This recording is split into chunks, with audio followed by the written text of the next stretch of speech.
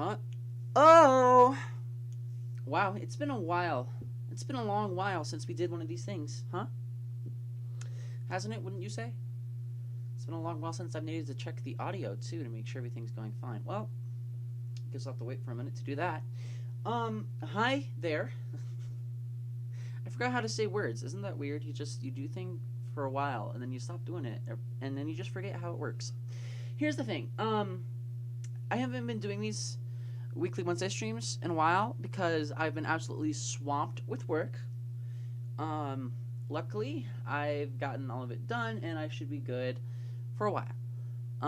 However, I am going to change up the formula of these weekly Wednesday streams a little bit here in the future, and I want to talk about that a little bit. So, yeah, there we go. So, basically, I'm gonna stream someday, not a predetermined day, just one of the days of the week, on Twitch, and then kind of edit out all of like the dead air and stuff. Not make like a bunch of like edits. Not make it like an actual like Clay Frog episode or video, not episode. But it's still not just an exact stream archive. Like I just want to cut out all the dead air and stuff and make it just a little bit better for your viewing pleasure after it goes up on Wednesdays. And that's why they're called weekly Wednesday streams and not weekly Wednesday live streams anyway, is because one, it's too many syllables, and two, because I was thinking that maybe someday I could do something like this where it's not necessarily a live stream, but it still is a stream. So actually, I'm going to put on a little bit of music in the background so that it's not just like me speaking without anything else. So can we do this? Is it going to work? I think so. Yeah, that should work. Hopefully that's not too loud or distracting. Let's bring it down some more. Does that work? I don't know. We're going to see. Uh-oh. Lag. That's always nice. Except for where it isn't. Wow, it's really bad. Why is it doing that? Okay, give me a second. I can fix this. Don't know why it's cutting out so much, but it's fine. Uh-oh. Hopefully that helps. I don't know. Okay, so I was going to say things, and then I forgot what they were. So basically, I'm going to change the formula up a little bit after this, and they're called weekly Wednesday streams, and I know I haven't kept up to that, and I'm sorry, and I'm also not going to keep up to that next week, or probably the first of the new year, and I'll explain why. So next week is obviously Christmas. I don't think I need to explain too much there. I'm going to be spending Christmas with my family. I will, however, upload a video that day, a short video, but it's still a pretty special video. Like, not, like, important or anything, but just kind of, you'll understand. And then New Year's, I'm probably not going to stream on Wednesday the 1st, because I'm going to try and do something, and I'm not going to have time to stream if I do that thing.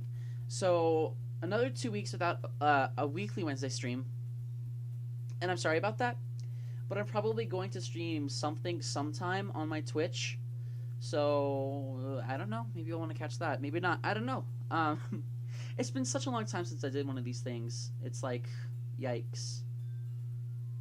I can't tell if the live stream is dying or not. I think it might be dying. Please don't die on me. It says it's still going, so I don't know, maybe it's just me. It's entirely possible that it's just me. Seems to still be working.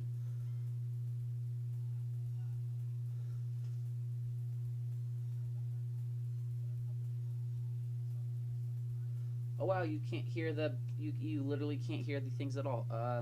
The music, that is, at all. It's like super loud in my ears, but you literally can't hear it. So let's try and do that. Anyway, so I just wanted to address those things real quick, and I'm actually going to get into the game, and I don't know how much of this we're gonna get through, but I'm gonna try and get through a lot of it. So let's just hope that I can get through a decent amount. So perfect time for that to fade out. Nope, stop. Nope, that's not stopping. All right. I can close this, and hopefully that'll make the live stream ran better. Now I can switch to this. Ooh, was that nice? Was it nice? I don't know. You'll have to tell me. I tried to, oh, I'm going to need to turn the volume back up. That's probably good. I'm hoping that looked... that was silly. It was, like, literally nothing, but, I'm gonna see on the playback how it happened. So give me just a second.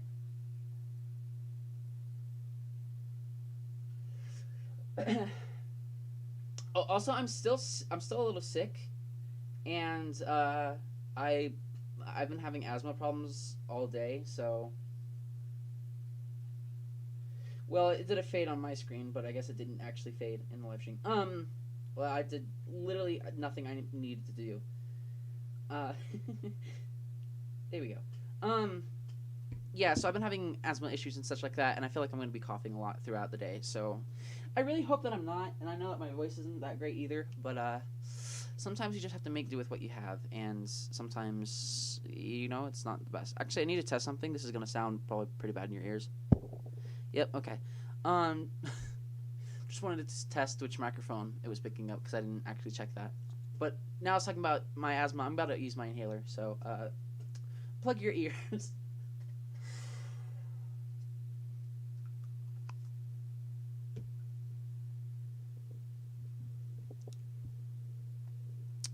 Is the eerie silence, is that scary? Or is it just eerie? All right, let's, in case you haven't seen what Doki Doki Literature Club is, this game is not suitable for children or those who are easily disturbed. Now, if you're either one of those and you choose to watch this anyway, that's on you. But, I mean, you've probably made smarter decisions. It's not the worst decision you'll ever make in your life, but just... if you know what you're getting yourself into by this warning, then just putting it out there. Is it not working? Individuals suffering from anxiety or depression may not have a safe experience playing this game. So, literally the same thing I was just talking about. If you suffer from anxiety or depression, seriously, think about this before you watch this. If you don't know what it is, maybe Google search some things, you know, about it. If you do know what it is and you want me to shut up, then don't worry, I'm going to do that really quick.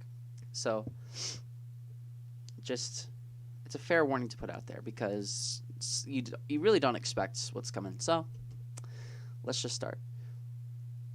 I am at least 13 years of age, and I consent to the exposure of highly disturbing content. I do. I agree. Okay. And we're in.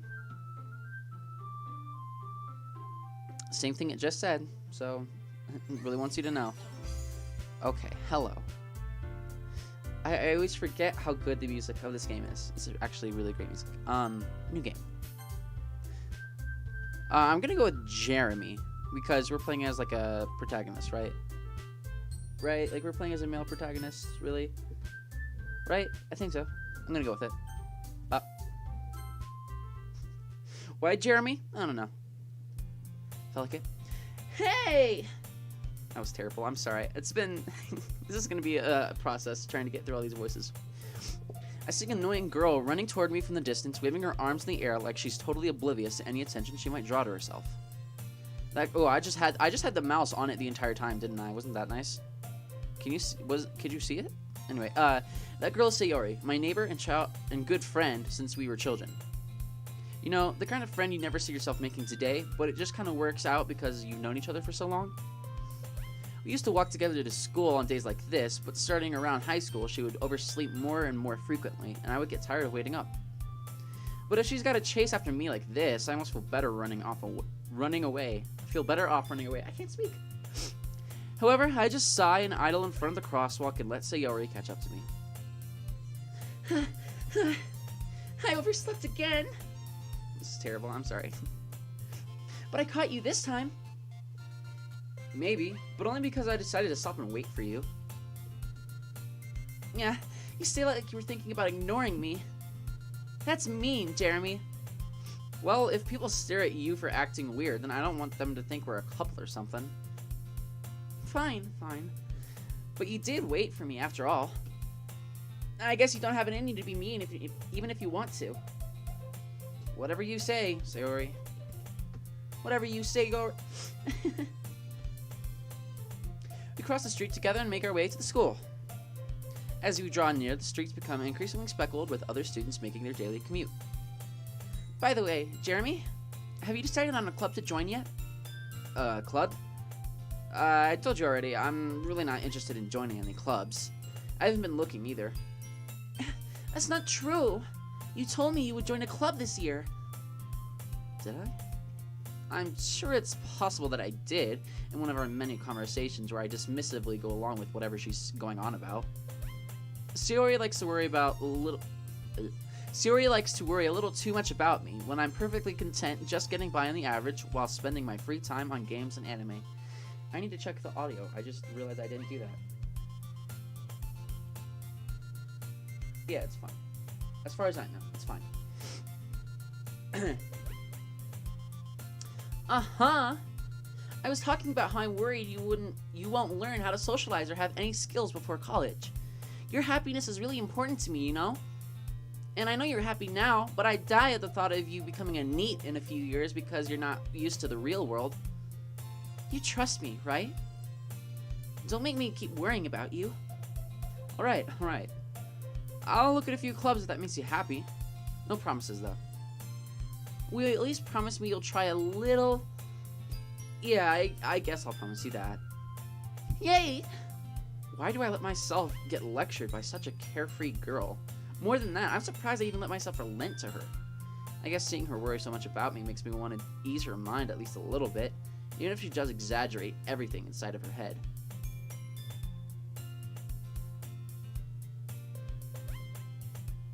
Hello? It's just like it wasn't loading for a second. The school day is ordinary as ever, and it's over before I know it. After I pack up my things, I stare blankly at the wall, looking for an ounce of motivation. Clubs. Sayori wants me to check out some clubs. I guess I have no choice but to start with the anime club. Hello? Sayori? Sayori must have come into the classroom while I was spacing out.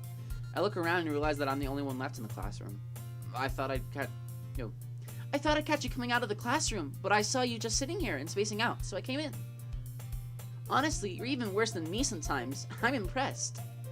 You don't need to wait up for me if it's going to make you late to your own club. Well, I thought you might need some encouragement, so I thought, know what? Well, that you could come to my club. Sayori. Yeah? There is no way I'm going to your club. Huh? Meanie. Sayori is vice president of the Literature Club.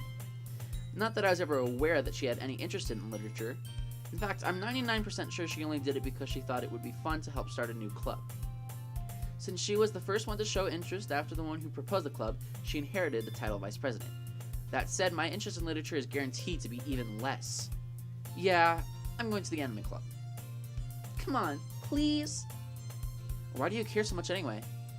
Well, I kind of told the club yesterday that I would bring in a new member, and Natsuki made cupcakes and everything. Don't make promises you can't keep. I can't tell if Sayori is really that much of an airhead, or if she's just so cunning as to have planned all of this out. I let out a long sigh. Fine. I'll stop by for a cupcake, okay? Yeah, let's go! And thus, today marks the day I sold my soul for a cupcake. I dejectedly follow Sayori across the school and upstairs, a section of the school I rarely visit, being generally used for third-year classes and activities. I just realized I didn't put Doki Doki Literature Club in the title or the description, but oh well. This will just have to work. Sayori, full of energy, swings open the classroom door. Everyone, the new member is here. I told you, don't call me a new member. Eh? I glance around the room. Welcome to the Literature Club. It's a pleasure meeting you. Sayori always says nice things about you. Seriously? You brought a boy? Way to kill the atmosphere. Huh, Jeremy, what a nice surprise. Welcome to the club. All words escape me in this situation. This club is full of incredibly cute girls. What are you looking at? If you want to say something, say it. Sorry. Natsuki. The girl with the sour attitude, whose name is apparently Natsuki, is the one I don't recognize. Her small figure makes me think she's probably a first year. She's also the one who made cupcakes, according to Sayori. You can just ignore her when she gets moody. Sayori says that quietly into my ear, then turns back toward the other girls. I'm trying to read it and it's not working. My eyes, my brain, it's not working. Please, it's not that hard. Anyway, this is Natsuki, always full of energy. And this is Yuri, the smartest in the club. Don't say things like that. Yuri, who appears comparably more mature and timid, seems to have a hard time keeping up with people like Sayori and Natsuki. Well, it's nice to meet both of you. And it sounds like you already know Monika, is that right? That's right. It's great to see you again, Jeremy. Monika smiles sweetly. We do know each other. Well, we rarely talked, but we were in the same class last year. Monika was probably the most popular girl in class, smart, beautiful, athletic. Basically, completely out of my league. So having her smile at me so genuinely feels a little... You too, Monika. Feels a little... Boing! Come sit next... I was trying to read the next sentence and then the joke that I made played through my head again and I was like, oh god, did I just say that? Come sit down, Jeremy. We made room for you at the table so you can sit next to me or Monika. I'll get the cupcakes. Hey, I made them. I'll get them. Sorry, I got a little too excited. Then how about I make some tea as well? The girls have a few desks arranged to form a table. As Sayori mentioned, it's been widened so that there is one space next to Monika and one space next to Sayori. Natsuki and Yuri walk over to the corner of the room, where Natsuki grabs a wrapped tray and Yuri opens the closet. Still feeling awkward, I take a seat next to Sayori. Natsuki proudly marches back to the table, a tray in hand. Okay, you ready? Ta-da! Oh, whoa! Natsuki lifts the foil off the tray to reveal a dozen white, fluffy cupcakes decorated to look like little cats. The whiskers are drawn on with icing, and little pieces of chocolate were used to make ears. So cute! I had no idea you were so good at baking, Natsuki. Well, you know. Just hurry and take one. Sayori grabs one first, then Monika. I follow. Oh, it's delicious. Sayori talks with her mouth full and has already managed to get icing on her face. I'm actually glad I remembered that she was talking with her mouth full and I did that. That was fun. I turn the cupcake around on my fingers, looking for the best angle to take a bite. Natsuki is quiet. I can't help but notice her sneaking glances in my direction. Is she waiting for me to take a bite? I finally bite down. The icing is sweet and full of flavor. I wonder if she made it herself. This is... Oh, I'm gonna do it too. This is really good. Thank Natsuki. This is really good. Thank you, Natsuki. Why are you thanking me? It's not like haven't I heard this somewhere before? What? Made them for you or anything. I thought you did. Sayori said... Well, maybe, but not for, you know, you, dummy. Alright. Jeez. I give up on Natsuki's weird logic and dismiss the conversation. Yuri returns to the table carrying a tea set. She carefully places a teacup in front of each of us before setting down the teapot next to the cupcake tray. You keep a whole tea set in this classroom? Don't worry, the teachers gave us permission. After all, doesn't a hot cup of tea help you enjoy a good book? I guess, yeah. Don't let yourself get intimidated. Yuri's just trying to impress you. That's not... Insulted, Yuri looks away. I meant that, you know... I believe you. Well, tea and reading might not be a pastime for me, but I at least enjoy tea. I'm glad. Yuri smiles faintly to herself in relief. Monika raises an eyebrow, then smiles at me. So, what made you consider the literature club? I was afraid of this question. Something tells me I shouldn't tell Monika that I was practically dragged here by Sayori. Well, I haven't joined any clubs yet, and Sayori seems really adamant about this one. That's okay. Don't be embarrassed. We'll make sure you feel right at home, okay?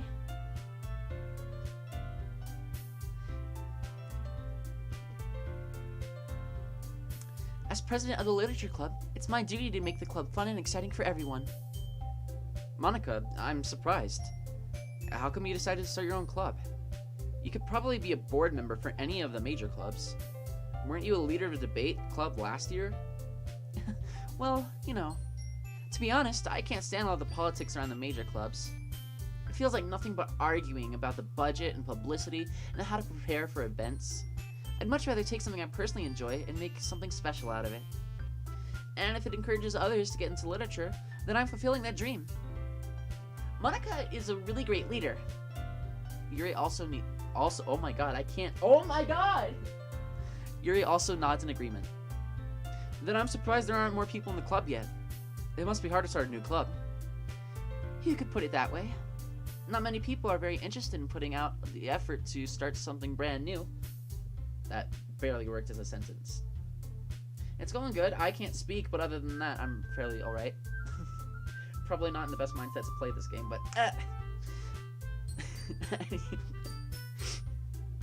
especially when it's something that doesn't grab your attention, like literature.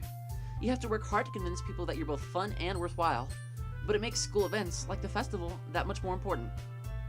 I'm confident we can all really grow this club before we graduate. Right, everyone? Yeah! We'll do our best. You know it! Everyone enthusiastically agrees. I pressed the wrong button. I clicked the mouse outside of the game and it was like, no, you shall be banished. Such different girls, all interested in the same goal? Monica must have worked really hard just to find these three. Maybe that's why they were all so delighted by the idea of a new member joining. Though I still don't really know if I can keep up with their level of enthusiasm about literature. So, Jeremy, what kind of things do you like to read? Well, considering how little I've read these past few years, I don't really have a good way of answering that.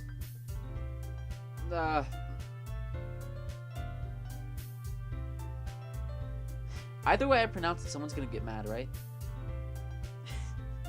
I mutter quietly to myself, half joking.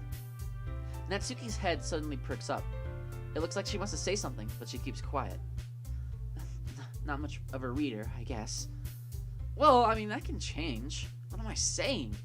I spoke without thinking after seeing Yuri's sad smile. Anyway, what about you, Say Yuri? Well, let's see. Yuri traces the rim of her teacup with her finger. My favorites are usually novels that build deep and complex fantasy worlds.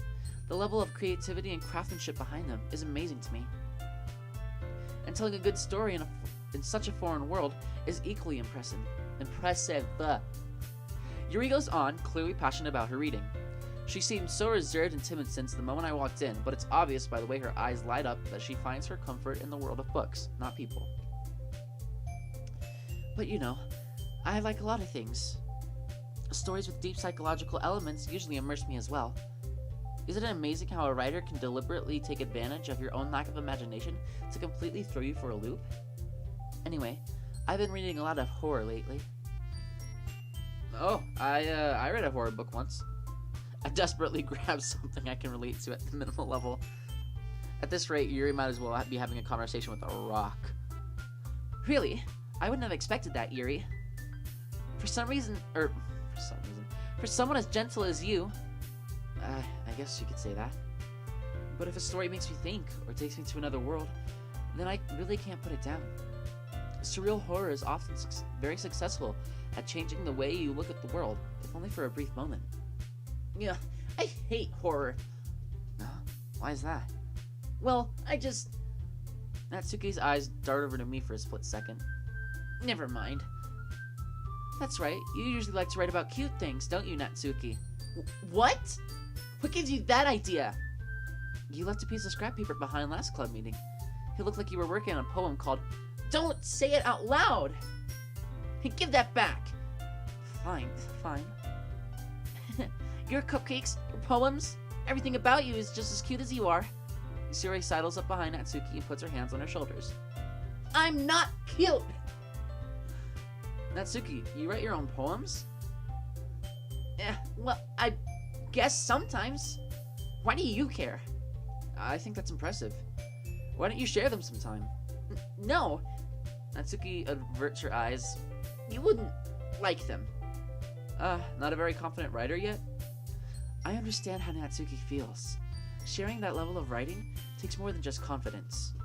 The truest form of writing is writing to oneself. You must be willing to open up to your readers, exposing your vulnerabilities, and showing even the deepest reaches of your heart. Speaking of which, a very weird segue. I'm probably going to stream tomorrow, just me writing a story. I know that sounds really weird, but I just figured I might as well do something else because I'm not sure if I'm going to be able to post anything Friday. Anyway, do you have writing experience too, Yuri? Maybe if you share some of your work, you can set an example and help Natsuki feel comfortable enough to share hers. I guess it's the same for Yuri. I wanted to read everyone's poems. We all sit in silence for a moment. Okay, I have an idea, everyone. Huh? Just me going, huh, for 3 minutes. Natsuki and Yuri look quizzically at Monika. Let's all go home and write a poem of our own. Then, next time we meet, we'll all share them with each other. That way, everyone is even. Yeah, let's do it. Plus, now that we have a new member, I think it'll help us all get a little more comfortable with each other and strengthen the bond of the club. Isn't that right, Jeremy? Monika smiles warmly at me once again. Hold on, there's still one problem. What's that? Now that we're back on the original topic of me joining a club, I bluntly come forth with what's been on my mind the entire time. I never said I would join this club. Sayori may have convinced me to stop by, but I haven't made any decision. I still have other clubs to look at, and, I lose my train of thought. All 4 girls stare back at me with dejected eyes. But, I'm sorry, I thought, Jeremy! You all... I'm defenseless against these girls. How am I supposed to make a clear-headed decision when it's like this? That is, if writing poems is the price I need to pay in order to spend every day with these beautiful girls. That rhymed? You were a poet and didn't even know it. Right. Okay, I've decided then. I'll join the literature club. One by one, the girls' eyes light up. Yes! I'm so happy! Sayori wraps her arms around me, jumping up and down. Hey! You really did scare me for a moment. If you really just came for the cupcakes, I would be super pissed. Then that makes it official. Welcome to the literature club. Thanks, I guess. Okay, everyone. I think with that, we can officially end today's meeting on a good note. Everyone remember tonight's assignment. Write a poem to bring to the next meeting so we can all share. Monika looks over to me once more. Jeremy, I look forward to seeing how you express yourself. Yeah. Can I really impress the class star Monika with my mediocre writing skills? I already feel the anxiety welling up inside me. Meanwhile, the girls continue to chit-chat as Yuri and Natsuki clean up their food. Hey, Jeremy, since we're already here, do you want to walk home together?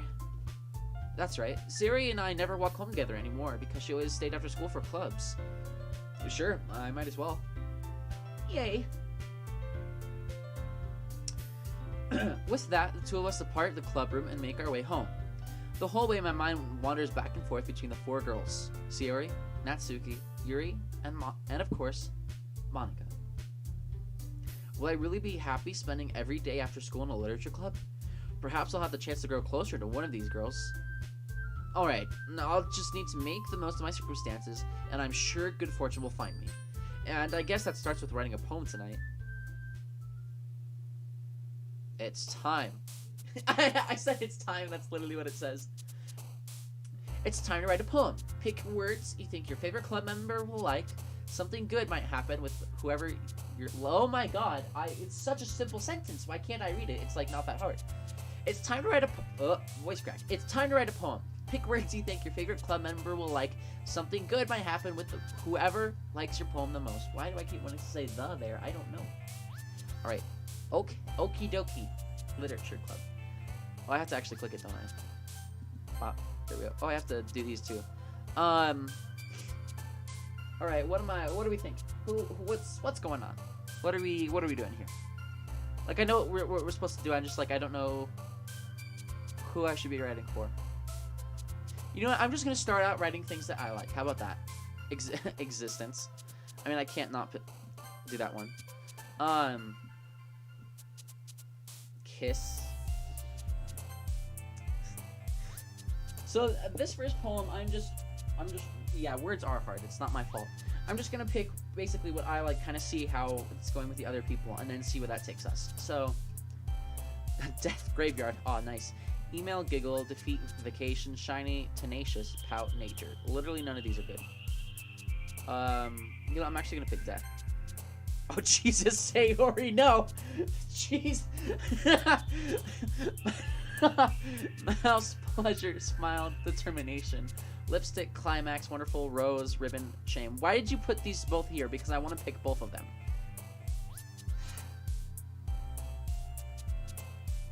Alright, I guess I'm going with rose. Alright, it's also Sayori. Empty, kitty, doki doki, tears, grief, desire, infallible, universe, joy, massacre. Yes. Doki doki, I mean, how am I not supposed to pick that? Tears and grief. Yeah, I think I'm gonna pick that one. Philosophy, calm, strawberry, kawaii, electricity, variance, cute, hop, vanilla, fireworks. Strawberry. Okay. Destiny, fantasy, ambient, captive, bliss. I can't. My brain won't let me say this word. Memories, unrestrained, lollipop, childhood. I'm just not going to. Childhood? Okay. Okay. I don't know what's going here. I feel like I'm leaning towards either Sayori or Natsuki. So, sucks, precious, anxiety, awesome, frightening, misery, contamination, question, disarray, laugh. I don't know. I honestly feel a little bit of this right now. Of course, that would be Yuri. Vitality, hair, silly, whistle, disoriented, hope, landscape, lust, breathe, peaceful. Not that one. Hair. I'm currently growing mine out. Melody, Febreze. Unstable, time, vibrant, dark, flower, despise, after image, family. Unstable, huh? Flower, after image. I kind of like after image. Okay. Heaven sent scars, embrace, jump, rainbow color, chocolate, warm, suicide, wrath. Ah, I see. I see. Well, I'm gonna pick rainbow. Extraordinary, agonizing, bouncy, disown, rain cloud, uncontrollable, secretive, marriage, romance, fear. Fear. What if I just said fear 8 times in a row?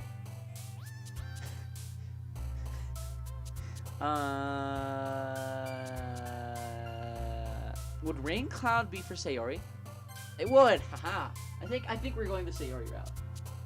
I think that's what's going on here. Passion, happiness, skipping, waterfall, loud, bed, clumsy, anger, intellectual, flee. I don't really know. I'm gonna go with passion, but that's probably gonna be. Oh, I thought it was gonna be Yuri. Insight, nibble, cheer, beauty, sunset, misfortune. Sunset, I feel like. Okay. Twirl, incapable, jumpy, vertigo, extreme sugar, seeing games, parfait, promise. Twirl. I mean, I feel like twirl. I can't not press swirl or twirl. I just can't. Also, yeah, you'll notice that there isn't Monica, and you'll also notice Sayori, Natsuki, Yuri, Monica. Just putting it out there. Twirl. I can't not go twirl. Boop. Oh, come on, you give me boop. How am I not supposed to pick boop? Inferno analysis, spinning, explode, forgive, entropy, anime, vivid, playground. Anime is obviously going to be Natsuki, and I don't really want that, but I'm going with boop, which also is going to be Natsuki. Together, broken, blanket, comfort, horror, infinite, judgment, cry, tragedy, shopping. Comfort? Okay. Sensation, sticky, pure, pink, candy, friends, marshmallow, flying skirt, charm. This is just a sentence. Like, this is just a sentence. The sensation was sticky, but pure. the pink marshmallow candy that I gave to my friends. I know I'm trying here, but it doesn't work. I was really trying. Since I don't know which one to go with. I feel like marshmallow candy are too on the nose for Natsuki, and I feel like pink might also be Natsuki or Sayori, and I can't tell, but I'm gonna go skirt. Fuck! Party, Starscape, Fun, Clouds, Play, Sweet, Unrequited, Crimson, Imagination, Uncanny. Clouds. God! Heart, Melancholy, Atone, Lazy, Hurt, Fireflies, Amazing, Bubbles, Essence, Dream. Heart. I think it's like a tie between Sayori and Natsuki. Oh god. I'm gonna take a drink, alright? Is that cool? I hope so, because I'm doing it.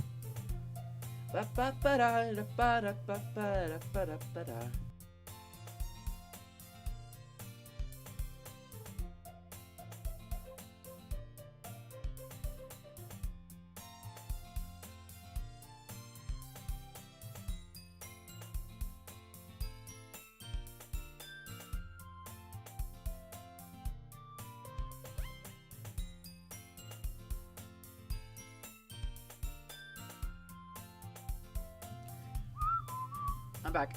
That was terrible. That was not right. That's not how it sounded. Hi again, Jeremy. Glad to see you didn't run away on us. Nah, don't worry. This might be a little strange for me, but at least I keep my word. Well, I'm back at the Literature Club. I was the last to come in, so everyone else is already hanging out. Thanks for keeping your promise, Jeremy. I hope this isn't too overwhelming of a commitment for you. Making you dive headfirst into literature when you're not accustomed to it. Oh, come on! Like he deserves any slack. Sayori told me you didn't even want to join any clubs this year. And last year, too. I don't know if I don't know if you plan to just come here and hang out or what. But if you don't take us seriously, then you won't see the end of it. Natsuki, you certainly have a big mouth for someone who keeps her manga collection in the club room. Natsuki finds herself stuck between saying Monica and manga. Manga is literature! Swiftly defeated, Natsuki plops back into her seat. Don't worry, guys. Jeremy always gives it his best as long as he's having fun. He helps me with busy work without me even asking. Like cooking, cleaning my room. How dependable. Sayori, that's because your room is so messy, it's distracting. And you almost set your house on fire once. Is that so? Huh. You two are really good friends, aren't you? I might be a little jealous. How come? You and Jeremy can become good friends too. Sayori. Huh? As usual, Sayori seems oblivious to the weird situation she just put me into. Oh, Yuri even brought you something today, you know? Oh, wait, Sayori. Me? Not really. Don't be shy. It's really nothing. What is it? Never mind. Sayori made it sound like a big deal when it's really not. What do I do? I'm sorry, Yuri. I wasn't thinking. I guess that means it's up to me to rescue the situation. Hey, don't worry about it. First of all, I wasn't expecting anything in the first place, so any nice gesture from you is a pleasant surprise. It'll make me happy no matter what. Is that so? Yeah, I won't make a big deal of it if you don't want it to be. I almost read that completely the wrong way. It still would have made sense, but... Alright. Well, here. Yuri reaches into her bag and pulls out a book. I didn't want you to feel left out, so I picked out a book that I think you might enjoy. It's a short read, so it should keep your attention, even if you don't usually read. And we could, discuss it if you wanted. How is this girl accidentally being so cute? She even picked out a book she thinks I'll like, despite me not even reading much. Yuri, thank you. I'll definitely read this. I enthusiastically take the book. Phew. Well, you can read it at your own pace. I look forward to hearing what you think.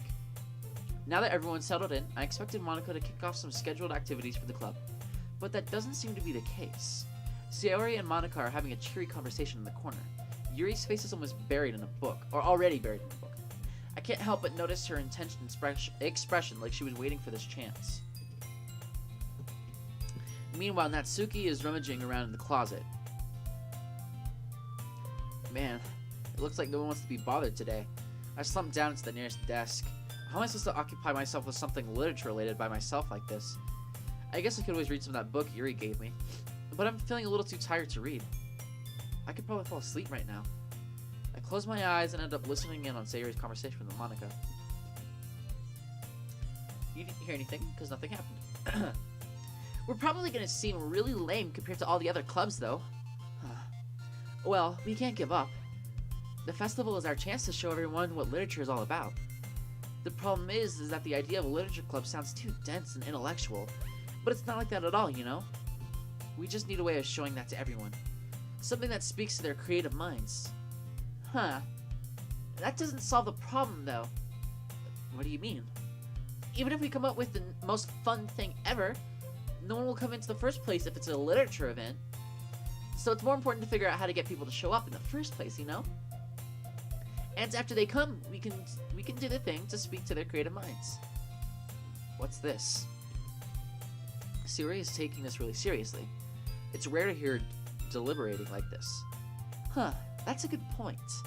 In that case, do you think food will do the trick? What kind? Well, I guess we could... Cupcakes! Good thinking. Natsuki would love to do that. Huh, you're right. Natsuki makes the best cupcakes. That works out perfectly. That wasn't why you suggested it? Cupcakes speak to my creative tummy. Cupcakes it is then. I'm hungry. just mid-conversation, I'm hungry. Anyway, we still need to work out the details of the event itself. I find myself smiling. In the end, Sayori is still her usual self. But therein lies the unexpected reason I admire her. Unlike me, who has trouble finding any motivation at all, Sayori can put her mind to things and make them come to life. I suppose that's why I end up letting her get on my case about things. I can't help but wonder what it would be like to see the world through her eyes. Oh, there we go. Her eyes. Ah! I open my eyes and find Sayori's face filling my vision. I nearly fall off my chair. Sorry. Wait. Actually, I'm not sorry at all. It's your fault for sleeping like that. This isn't the napping club. Does our school have a napping club? You're staying up late again, aren't you? Now that you're in a club, you're gonna have less time for anime, you know? You'll need to get used to it. Don't say that so loud. I glance over my shoulder to see if Monica overheard. It's true, though. Yeah, I know. I know. You're always looking out for me, Sayori. It's what I do best. That's a problem. What about you? You look out for me better than you look out for yourself. You're still oversleeping every day, aren't you? Not every day. That's not very convincing. How many days this past week have you gotten up on time? It's a secret. Yeah, I know. Come on. At least give me the benefit of the doubt. I can't even do that. Look, Sayori, it's written all over you. Sayori glances around at herself. How is it written all over me? You were clearly in a rush this morning. Look, your hair is sticking out all around here. I run my fingertips down the side of Sayori's hair, trying to straighten it out. Man, you really need a brush for this. My hair is just really hard to get right. It won't fall for that. I won't fall for that. There's more than just your hair. Look, your bow isn't straight either, and there's a toothpaste stain on your collar right here. I try to wipe off the stain with my finger. But nobody would ever notice that. Of course they would. Nobody's gonna tell you about it because they don't want to embarrass you. Fortunately, I don't really care about that. Hey, you meanie. And you don't keep your blazer buttoned up. Seriously, Sayori. Why do you think you don't have a boyfriend yet? Huh? That's super mean. Sorry, but you'll thank me later. I start to button her blazer from the bottom. Once you see how much better it looks, you'll change your mind. Oh god, it got anime. It got lovey-dovey. This is so funny. What is? Well, I was just thinking how weird it is to have a friend who does these kind of things. Huh? Don't. God, Sayori, come on, you're taking this to a place I didn't even. Don't go there. Don't say that. You'll make me feel weird about it, stupid. It's okay though. I'm happy we're like this, aren't you? I guess. Hey, be careful. The button might come off. Why is this one so hard to close? I struggle to fully close the button near her chest. Does this thing even fit you properly? It did when I bought it. If you ever buttoned it, you would have noticed sooner that it doesn't fit you anymore. What are you smiling about? It means my boobs got bigger again. Don't say that out loud! Anyway, you look much better now, so, why does it feel so strange to see Sayori's blazer buttoned up like that? But it's so stuffy! It's not worth it at all! Sayori hastily unbuttons her blazer once more. Phew. That is so much better. Sayori puts her arms out and twirls around. So if I keep it unbuttoned, then I won't get a boyfriend, right? What kind of logic is that? And why are you saying that like it's a good thing? Because if I had a boyfriend, then he wouldn't even let you do things like this. I was gonna say do the things you do, but it didn't work out. And you take care of me better than anyone else would, so that's why I'm keeping it unbuttoned. Stop saying all of these embarrassing things. I didn't say anything embarrassing. Jeez. Well, anyway, just focus on trying to wake up a little earlier. Only if you focus on going to bed earlier. Fine. I'll make that deal with you. I just said something before I went to the next line. It was kind of right. So, I'm the best that ever lived. I can see the future. Someone calls me Sapphire? I guess we really are better at taking care of each other than we are at taking care of ourselves. Yeah, I guess so, huh? So maybe you should come wake me up in the morning. You're doing it again, Sayori. But I was just joking that time. It's impossible to tell with you sometimes. Okay, everyone. Nah? Monica suddenly calls out. Why don't we share the poems that we wrote now? Yay. Jeremy, I can't wait to read yours. Yeah, same. I fail to sound enthusiastic, but Sayori still trots away to retrieve her poem. By the way, did you remember to write a poem last night? Yeah. My relaxation ends. I can't believe I agreed to do something so embarrassing. I couldn't really find much inspiration since I've never done this before. Well, now that everyone's ready, why don't you find someone to share with? I can't wait! Sayori and Monica enthusiastically pull out their poems. Sayori is on a wrinkled sheet of loose-leaf paper torn from a spiral notebook. On the other hand, Monica wrote hers in a composition notebook. I can already see Monica's pristine handwriting from where I sit. Natsuki and Yuri reluctantly comply as well, reaching into their bags. I do the same myself. Who should I show my poem to first?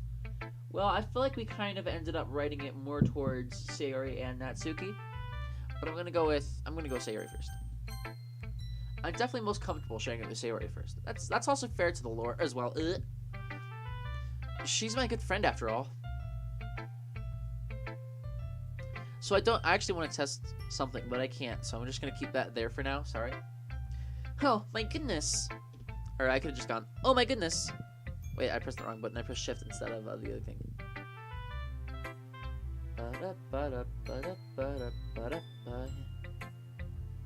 Yeah, okay, so my mouse is on screen. Okay. This is so good, Jeremy. Huh? I love it. I had no idea you were such a good writer. Sayori, you must be seriously overreacting. I'm not a good writer at all. Honestly, I have no idea what you're talking about. Well, maybe that's why. Because I have no idea what I like either. Jeez, I'm sure Yuri's opinion has to be a little bit more constructive than this. Maybe even Natsuki's. Are you sure you don't like it just because I wrote it? Well, I'm sure that's part of it. I think I understand you better than a lot of people, you know? So when I read your poem, it's not just a poem, it's a Jeremy poem. And that makes it feel extra special. Like I can feel your writing, I can feel your feelings in it. I can feel, what? Words? Sayori hugs the sheet against her chest. You're so weird, Sayori. I'm really happy that oh my god. I'm really happy just that you wrote one. It just reminds me of how you've really, oh my god.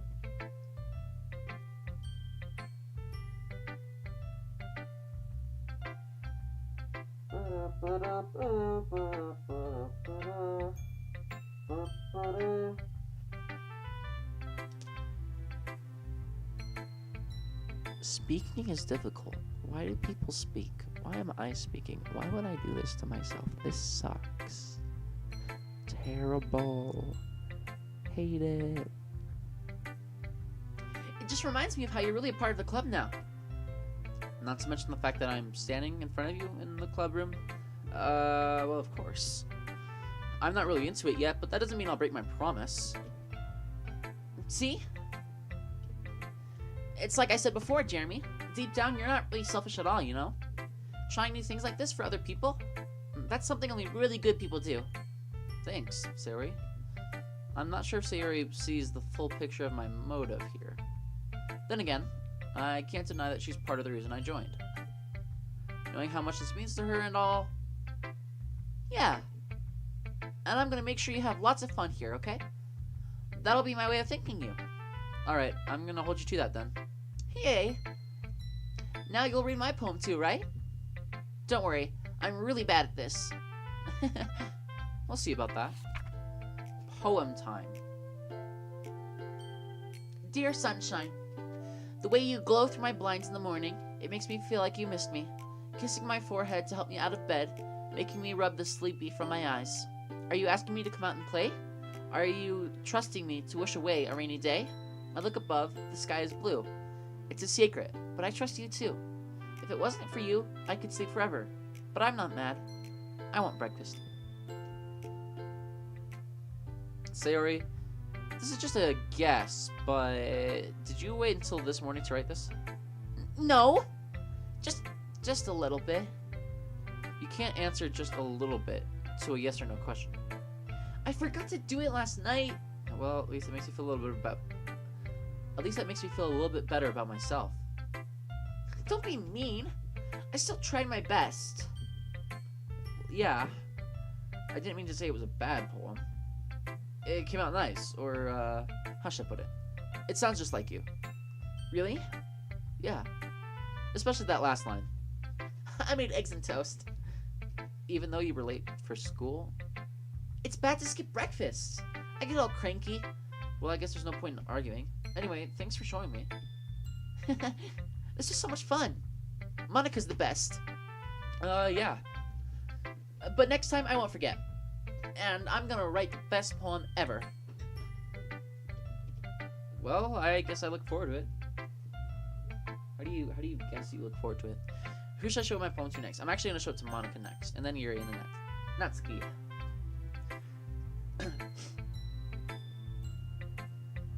Hi, Jeremy. Having a good time so far? Yeah.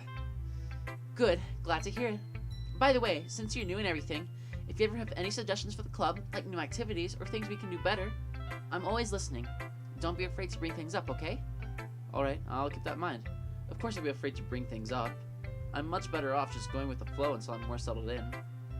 Anyway, want to share your poem with me? It's kind of embarrassing, but I guess I have to. Don't worry, Jeremy. We're all a little embarrassed today, you know? But it's that sort of barrier we'll all learn to get past soon. Yeah, that's true. I hand Monica my poem. Huh. I like this one. It makes me think of something Sayori would like. Is that so? You and Sayori are really good friends, right? I wouldn't be surprised if you had these sort of things in common. Nah, well, we may be good friends, but Sayori and I are actually really different. Huh. Well, that may be the case, but maybe there are also some similarities that you wouldn't expect. The way she talks about you, it sounds like the two of you really care about each other's well-being. That was a weird way to read that sentence. Even if you show it in different ways, it ends up being more similar than you think. So I think that's the kind of vibe I get. Vibe check when I read your poem. Huh. You sure you're not reading into it too much? Well, I could be. My gosh, I sound like Yuri. But in any case, Sayori's writing has a kind of gentle feel to it. I can tell that she likes exploring with emotions, like happiness and sadness. Who knew that someone so happy would enjoy sad things, too? Yeah, that's totally unexpected. Well, to each their own. And you shouldn't be afraid to experiment a bit either.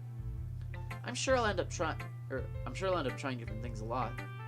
It could take a while before I feel comfortable doing this. And that's okay. I'd love to see you try new things. That's the best way to find the kind of style that suits you. Everyone else might be a little... Oh, I accidentally pressed the button. Oops. But I'll always help you find what suits you most. So don't force yourself to write the way everyone else wants you to write. It's not like you have to worry about impressing them or anything. Yeah, that's true, but... Anyway, do you want to read my poem now? Don't worry, I'm not very good. You sound pretty confident for someone who claims to not be very good. Well, that's because I have to sound confident. That doesn't mean I always feel that way, you know? I see. Well, let's read it then.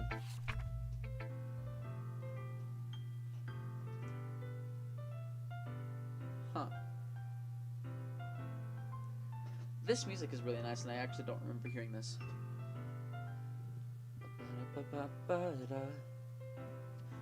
Hole in wall. It couldn't have been me. See, the direction the spackle protrudes. A noisy neighbor, an angry boyfriend. I'll never know. I wasn't home. I peer inside for a clue. No, I can't see. I reel, blind, like a film left out in the sun. But it's too late. My retina's already scorched with a permanent copy of the meaningless image. It's just a little hole. It wasn't too bright. It was too deep. Stretching forever into everything. A hole of infinite choices. I realize now that I wasn't looking in. I was looking out. And he, on the other side, was looking in. What? So, what do you think? It's very freeform, if that's what you call it. I'm not really the right person to ask for feedback. That's okay. Yeah, that kind of style has gotten pretty popular nowadays. That is, a lot of poems have been putting more emphasis on the timing between words and lines. When performed out loud, it can be really powerful. What was the inspiration behind this one? Well, I'm not sure if I know how to put it. I guess you could see that I had some kind of epiphany recently. It's been influencing my poems a bit.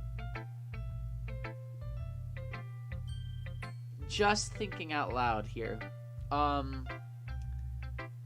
That sounds fourth wall breaky. Like, Monica in the game thinks she's looking out, but realizing I, on the other side, was looking in. Make sense?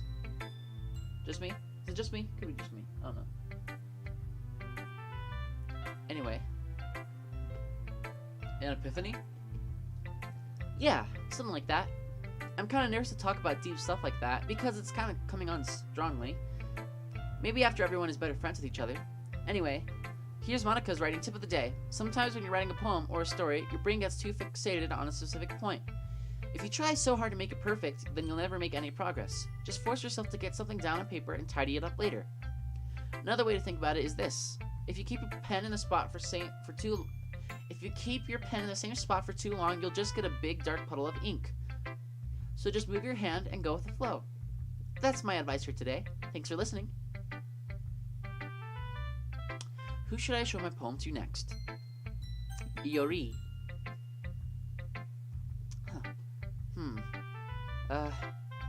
Yuri stares at the poem. A minute passes, more than enough time for her to finish reading. Oh, sorry. I forgot to start speaking. It's fine, don't force yourself. I'm not. I just need to put my thoughts into words. Hold on. Okay. This is your first time writing a poem, right? Yeah. Why do you ask? I'm just making sure.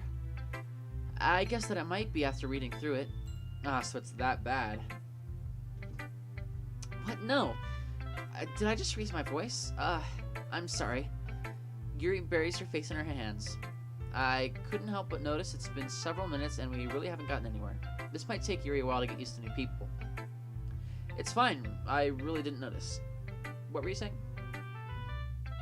Right, it's just that there are specific writing habits that are usually typical of new writers.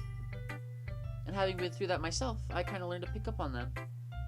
I think the most notable thing I recognize in new writers is that they try to make their style very deliberate. In other words, they tend to pick up a writing style separate from the topic matter, and they form-fit the two together. The end result is that both the style and expressiveness are weakened. Once Yuri finds her train of thought, it's as if her demeanor totally changes. Her stammering is completely gone, and she sounds like an expert. Of course, that's not something you can be blamed for. There's so many different skills and techniques that going into writing, even as... There are so many I can't speak. There are so many different skills and techniques that go into writing even a simple poem. Not just finding them and building them, but getting them to work together is probably the most challenging part. It might take you some time, but it all comes with practice and learning by example and trying new things. I also hope that everyone else in the club wants. I also hope that everyone else in the club gives you valuable feedback. Natsuki can be a little bit biased, though. Biased? How? Well, never mind. I shouldn't be talking about people like that. Sorry. It's fine. I'm not sure if Yuri is apologizing to herself, to me, or Natsuki. Do you mind if I read your poem now? Please do. I'd love to share my thought process behind it. Yuri smiles dreamily, as if that's a rare opportunity for her. Which itself is kind of funny. After all, isn't this supposed to be a literature club? Ghosts under the light.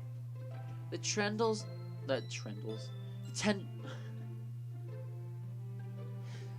of my hair illuminate beneath the amber glow, bathing. It must be this one. The last remaining streetlight to have withstood the test of time. The last yet to be replaced by the sickening blue-green hue of the future. I bathe. Calm, breathing air of the present, but living in the past. The light flickers. I flicker back.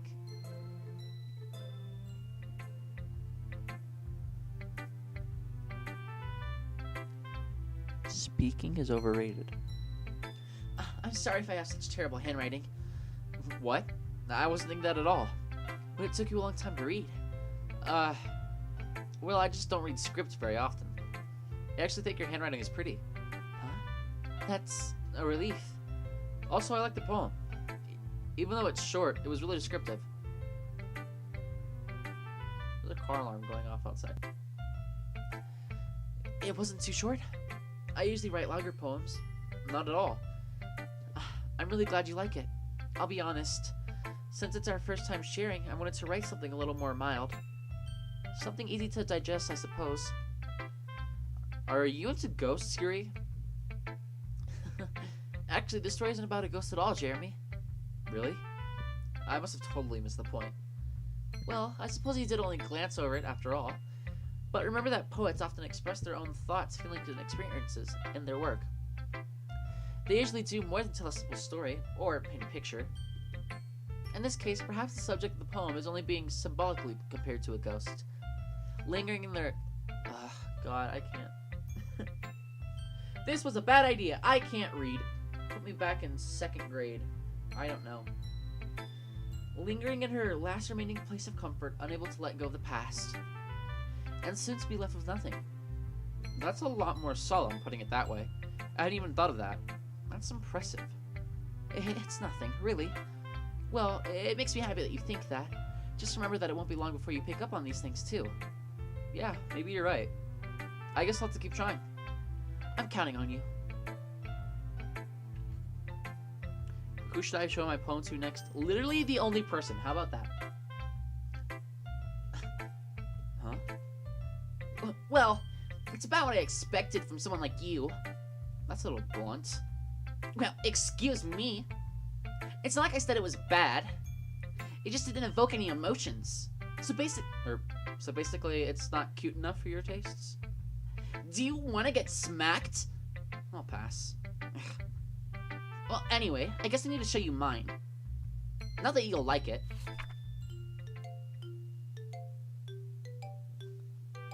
Xylobone.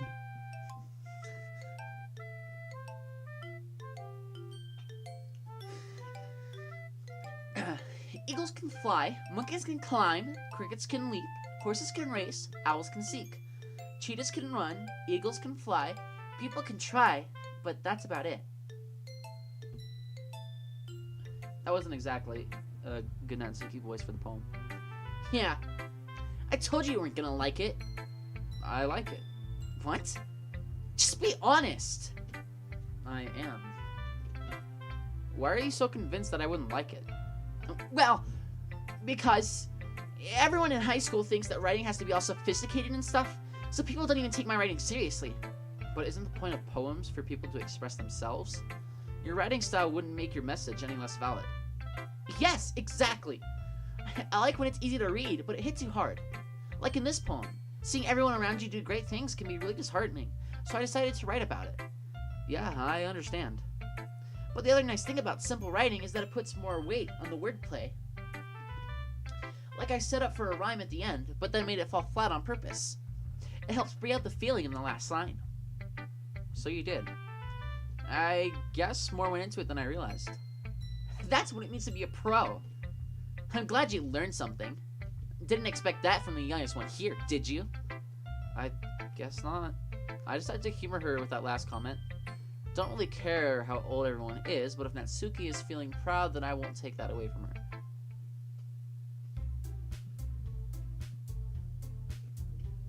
Well, excuse me, princess. Phew. I guess that's everyone. I glance around the room. That was a little more stressful than I anticipated. It's as if everyone is judging me for my mediocre writing abilities. Even if they're just being nice, there's no way my poems can stand up to theirs. This is a literature club after all. I sigh. I guess that's what I ended up getting myself into. Across the room, Sayori and Madoka are happily chatting. My eyes land on Yuri and Natsuki. They gingerly exchange sheets of paper, sharing their respective poems. As they read in tandem, I watch each of their expressions change. Natsuki's eyes furrow into frustration. Meanwhile, Yuri smiles sadly. What's with this language? Did you just say something? It's nothing. Natsuki dismissively returns the poem to the desk with one hand. I guess you could say it's fancy. Thanks. Yours is cute. Cute? Did you completely miss the symbolism or something? It's clearly about the feeling of giving up. How can that be cute? I know that. I just meant the language, I guess. I was trying to say something nice. You mean you have to try that hard to come up with something nice to say? Thanks, but it really didn't come out nice at all. Well, I do have a couple of suggestions. Huh. If I was looking for suggestions, I would have asked someone who actually liked it. Which people did, by the way. Sayori liked it, and Jeremy did too. So based on that, I'll gladly give you some suggestions of my own. First of all, excuse me. I appreciate the offer, but I've spent a long time establishing my writing style. I don't expect it to change anytime soon, unless of course I come across something particularly inspiring, which I haven't yet. And Jeremy liked my poem too, you know. He even told me he was impressed by it. Natsuki suddenly stands up. Oh, I didn't realize you were so invested in trying to impress our new member, Yuri. That's not what you're just... Yuri stands up as well. Maybe you're just jealous that Jeremy appreciates my advice more than he appreciated yours. Huh? And how do you know he didn't appreciate my advice more? Are you that full of yourself? No. If I was full of myself, I would deliberately go out of my way to make everything I do overly cutesy. Ugh. Is everyone okay? Well, you know what? I was the one whose boobs magically grew a size bigger as soon as Jeremy started showing up. Natsuki! Natsuki, that's a little... This doesn't involve you. I don't like fighting, guys. Suddenly, both girls turned toward me as if they just noticed I was standing there. Jeremy, she's just trying to make me look bad. That's not true. She started it. If she could get over herself and learn to appreciate that simple writing is more effective, then this wouldn't have happened in the first place. That's the point in making your poems all what's the point in making your poems all convoluted for no reason? The meaning should jump out at the reader and not force them to have to figure it out. Let me explain that to her, Jeremy. Wait, there's a reason we have so many deep and expressive words in our language. It's the only way to convey complex feelings and meaning. I can't do a sentence. It's the only way to convey complex feelings and meaning the most expressive way. I just accidentally hit the button. Avoiding them is not only unnecessarily limiting yourself, it's also a waste. You understand that, right, Jeremy? Well, how did I get dragged into this in the first place? It's not like I know anything about writing, but whomever I agree with, they'll probably think more highly of me. So, of course, that's going to be... Help me, Sayori. Natsuki. Natsuki glares at me, drawing up any words I had in my mouth. So instead, I turn to Yuri. Yuri. But Yuri's expression is so defenseless that I can't bring myself to say anything to her. Sayori. Yeah? Yeah. Everyone's fighting is making Sayori uncomfortable. How can the two of you keep fighting when you know you're making your friend feel like this? Jeremy. That's her problem. This isn't about her. I agree. It's unfair for others to inject their own feelings into our conflict. Yeah, let's say Ori wants to tell Yuri what a stuck-up jerk she's being. She would never. It's your immaturity that's made her upset in the first place. Excuse me? Are you listening to yourself? This is exactly why nobody likes... Stop! Natsuki, Yuri, you guys are my friends. I just want everyone to get along and be happy.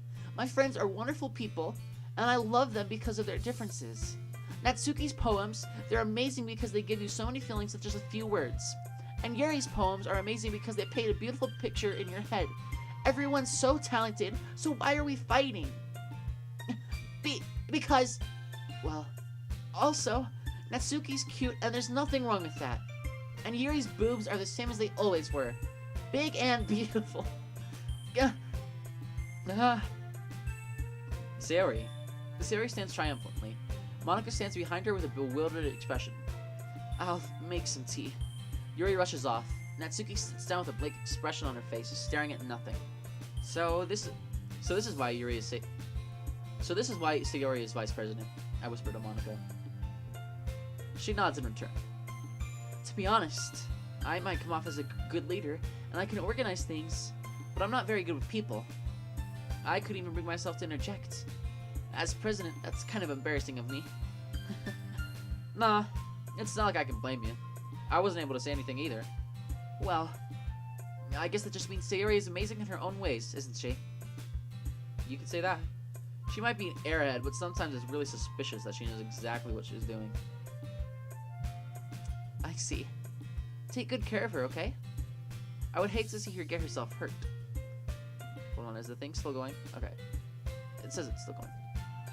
That makes two of us. You can count on me. Monica smiles sweetly at me, causing my stomach to knot. Such a genuine person really does make a good president, regardless of what she says. If only I could get the chance to talk to her a little bit more. Okay, everyone. It's just about time for us to leave. How did you all feel about sharing poems? It was a lot of fun. Well, I'd say it was worth it. It was alright. Well, mostly. Jeremy, what about you? Yeah, I'd say the same. It was a neat thing to talk about with everyone. Awesome. In that case, we'll do the same thing tomorrow. And maybe you learn something from your friends, too. So your poems will turn out even better. I think to myself. I did learn a little bit more about the kinds of poems everyone likes. With any luck, that means I can at least do a better job of impressing those I want to impress. I nod to myself with newfound determination. Jeremy, ready to walk home? Sure, let's go. Sayori beams at me. It truly has been a while since Sayori and I have spent this much time together. I can't really say I'm enjoying it, or I'm not enjoying it either. The thing's still going. Well, I see in the bottom left, OBS is kind of in the background, and I can see it's like, hey, things are not going so right. And I'm like, well, nothing I can do. Sayori? About what happened earlier. Yeah? What do you mean? Well, you know, between Yuri and Natsuki. Does that kind of thing happen often? No. That's really the first time I've seen them fight like that. I promise they're both wonderful people. You don't hate them, do you? No, I don't hate them. I just wanted your opinion, that's all. I can see why you'd make good... I can see why they make good friends with you. Phew. You know, Jeremy, it's nice that I get to spend time with you in the club. But I think seeing you get along with everyone else is what makes me the happiest. And I think everyone really likes you, too. That's Every day is gonna be so much fun. It looks like Sayori still hasn't caught on to the kind of situation I'm in. Sure, being friends with everyone is nice, but does it really need to stop there? We'll just have to see what the future holds, Sayori. I pat Sayori on the shoulder. I said that more to myself than to her, but it's easy to use Sayori as an internal monologue sometimes. Okay. Yeah? Let's do this. And with that, I'm going to take another drink. My throat is like, please, stop.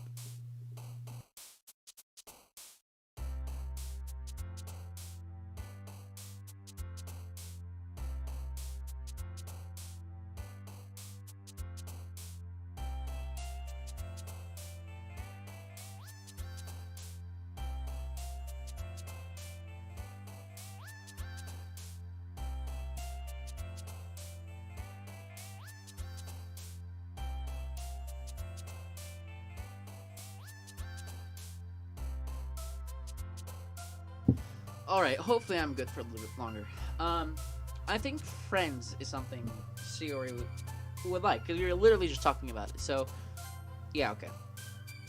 Nightgown Alone. So Sayori likes happy and sad things, and I feel like, not like super down the dumps things, but I think Alone is gonna get her. See? Look. Giggle, adventure, fear, uncontrollable determination, fickle, lipstick, essence, heart. What about fear? Okay, I'm actually doing good. Passion, whistle, comfort. Waterfall, sadness.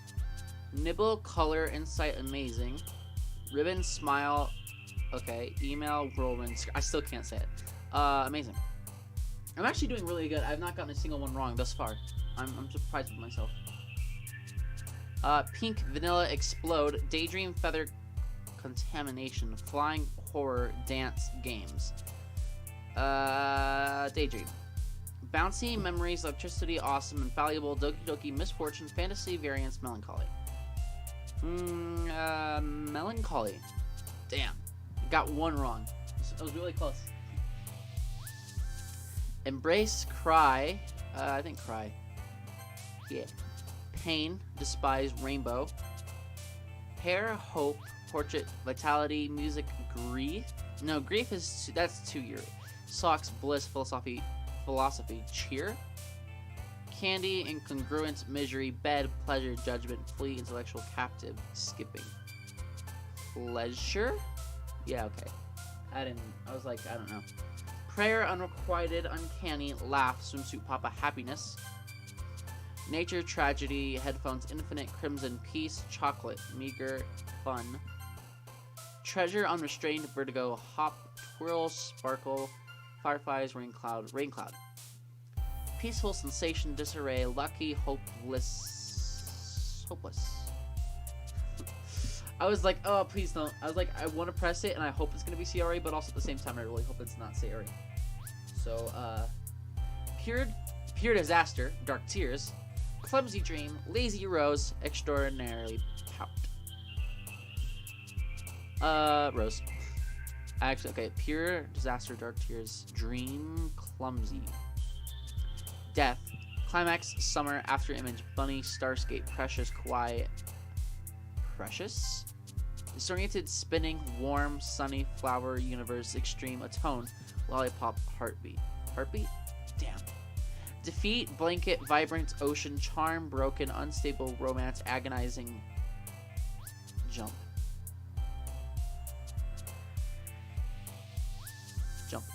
Damn. I got like 4 out of 20 wrong. 420. I think that's pretty good. Okay, why is the space between the S's so small? Oh, I accidentally clicked it. Okay. I've gotten a little bit more comfortable here over the past few days. Entering the club room, the usual scene greets me. Hi, Jeremy. Yo, Sayori. Looks like you're in a good mood today. I'm just still not used to you being in the club, that's all. I see. That's a pretty simple thing to get you in a good mood. But I guess it's always the simple things with you anyway. Speaking of which, I'm kinda hungry. Will you come with me to buy a snack? No thanks. That's not like you at all. I have my reasons. Why don't we take a look at your purse, Sayori? Eh? Why that all of a sudden? No reason, really. Just wanted to look at it. Sayori nervously retrieves her coin purse. She fumbles with the latch and gets it open. Then she turns it upside down and lets its contents spill onto the desk. Only 2 small coins fall out. Yeah, I knew it. I could see right through you, Sayori. That's not fair. How did you even know? It's simple. If you had enough money in the first place, you would have brought a snack before coming to the club room. So either you're not hungry and want an excuse to take a walk, or you plan to conveniently forget that you spent all your money so that I would lend you some. But there's one more thing. You're always hungry. And so that only leaves the one option. I give up. Don't make me feel guilty. If you feel guilty, that means you deserve to feel guilty. Yuri suddenly giggles. Huh? I didn't notice that she was listening in. Her face is in her book, as always.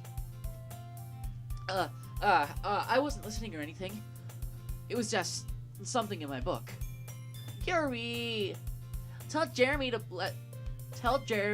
let me borrow some money. Don't get me involved like that, Sayori. Besides, you should only buy what you can responsibly afford. And frankly, after pulling a mischievous little stunt like that, your suffering is fair enough retribution. Did I just... I didn't mean that. I got a little too absorbed into my book. I really like when you speak with your mind, Sayori. Sayori. She's talking to a clone of herself, who even knows? It doesn't happen much, but it's a fun side of you. There's no way you could think that. You were right, though. I did something bad, and I have to accept the revolution. Retribution. Yeah, that!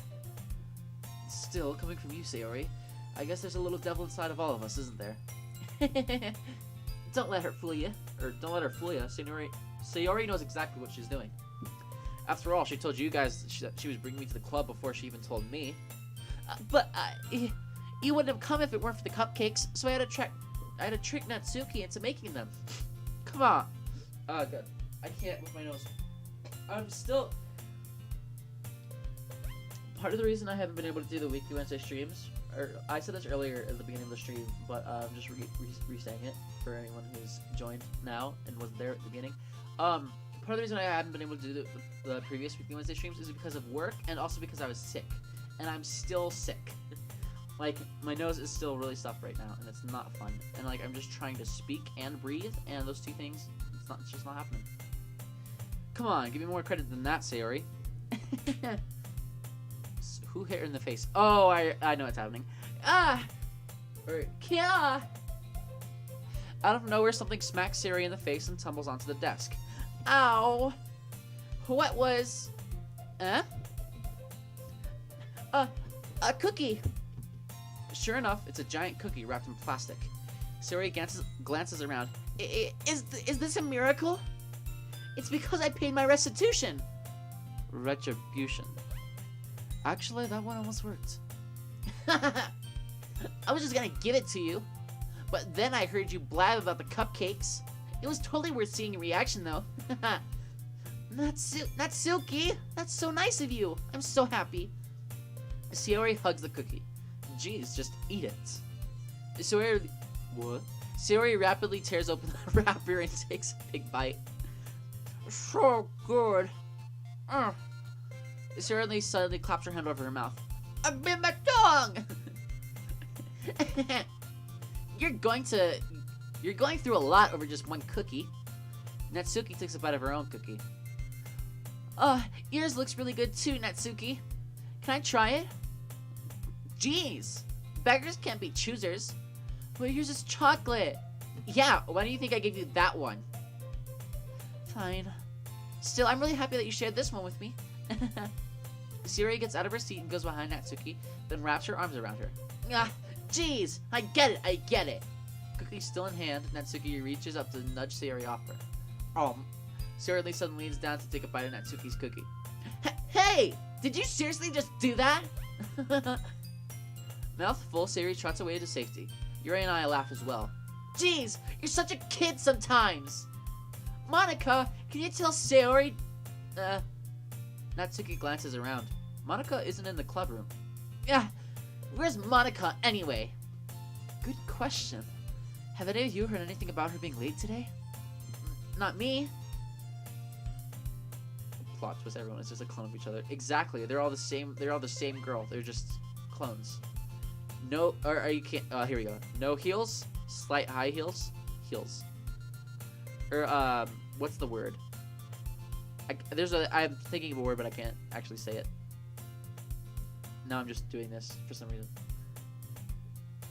Anyway. Huh. That's a bit unusual. I hope she's okay. Of course she's okay. She probably just had something to do today. She's pretty popular after all. Huh? You don't think she has a... I wouldn't be surprised. She's probably more desirable than all of us combined. That's true. Excuse me? Suddenly the door swings open. Sorry, I'm super sorry. Ah, there you are. I didn't mean to be late. I hope you guys weren't worried or anything. Huh?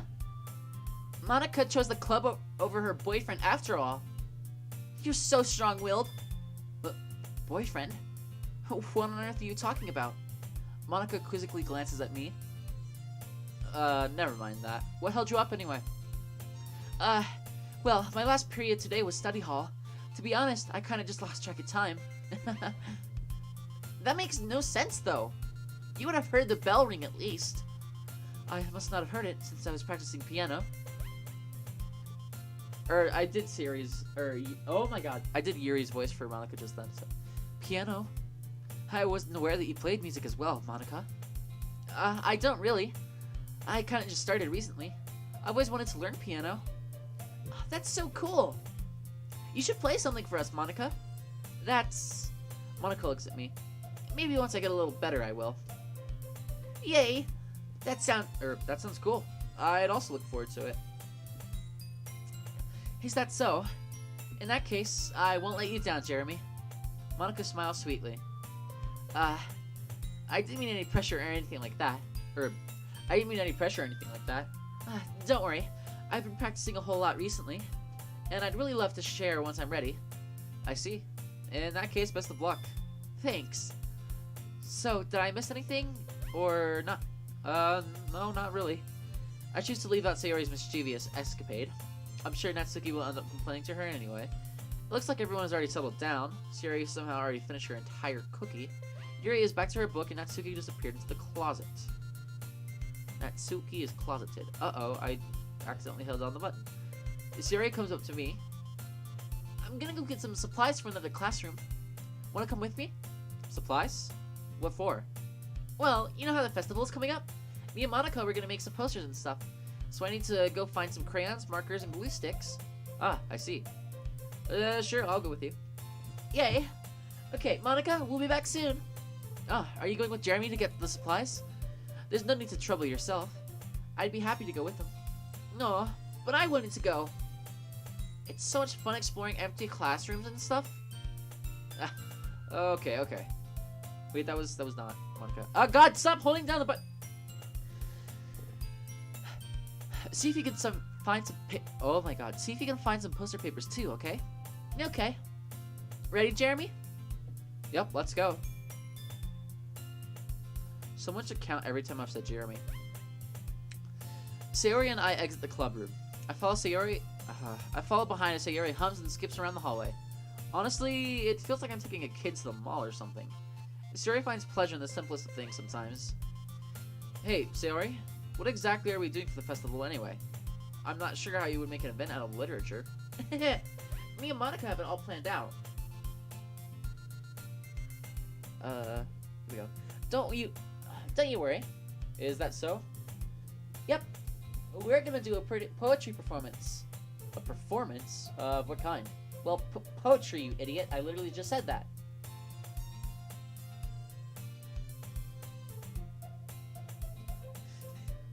I'm sorry. Everyone's gonna take turns on stage and recite their favorite poems. Ah, that sounds kinda dull. Jeremy, you're not thinking about it the right way at all. It's not just about reading poems. It's about performing them. Like, you say the lines of the poem, like, between my feet, the last remaining flower beckons to me. I twist the stem, freeing it from its clinging roots, caressing the final joyous moment between my fingers. But to what ends have I summoned this joy? For now when I look in every direction, the once prosperous field before me is but a barren wasteland. Like that.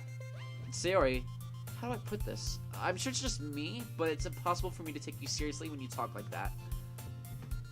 Eh? You meanie. I'm working super hard on this, you know? I know. I just meant that it's a pretty unordinary contrast to your cute self. Don't say that. It's embarrassing. But I guess it means I'm doing a fun job. Yeah, I guess so. I'm so excited. The festival is going to be so much fun. Sayori spins herself around in the hallway again. Hey, Jeremy, this classroom over here is empty. Let's begin the mission. The mission, eh? It's been a long time since I've spent time with Sayori like this, but in the end, she hasn't changed one bit. She's nothing but a ball of sunshine, drawing happy vibes from the world around her.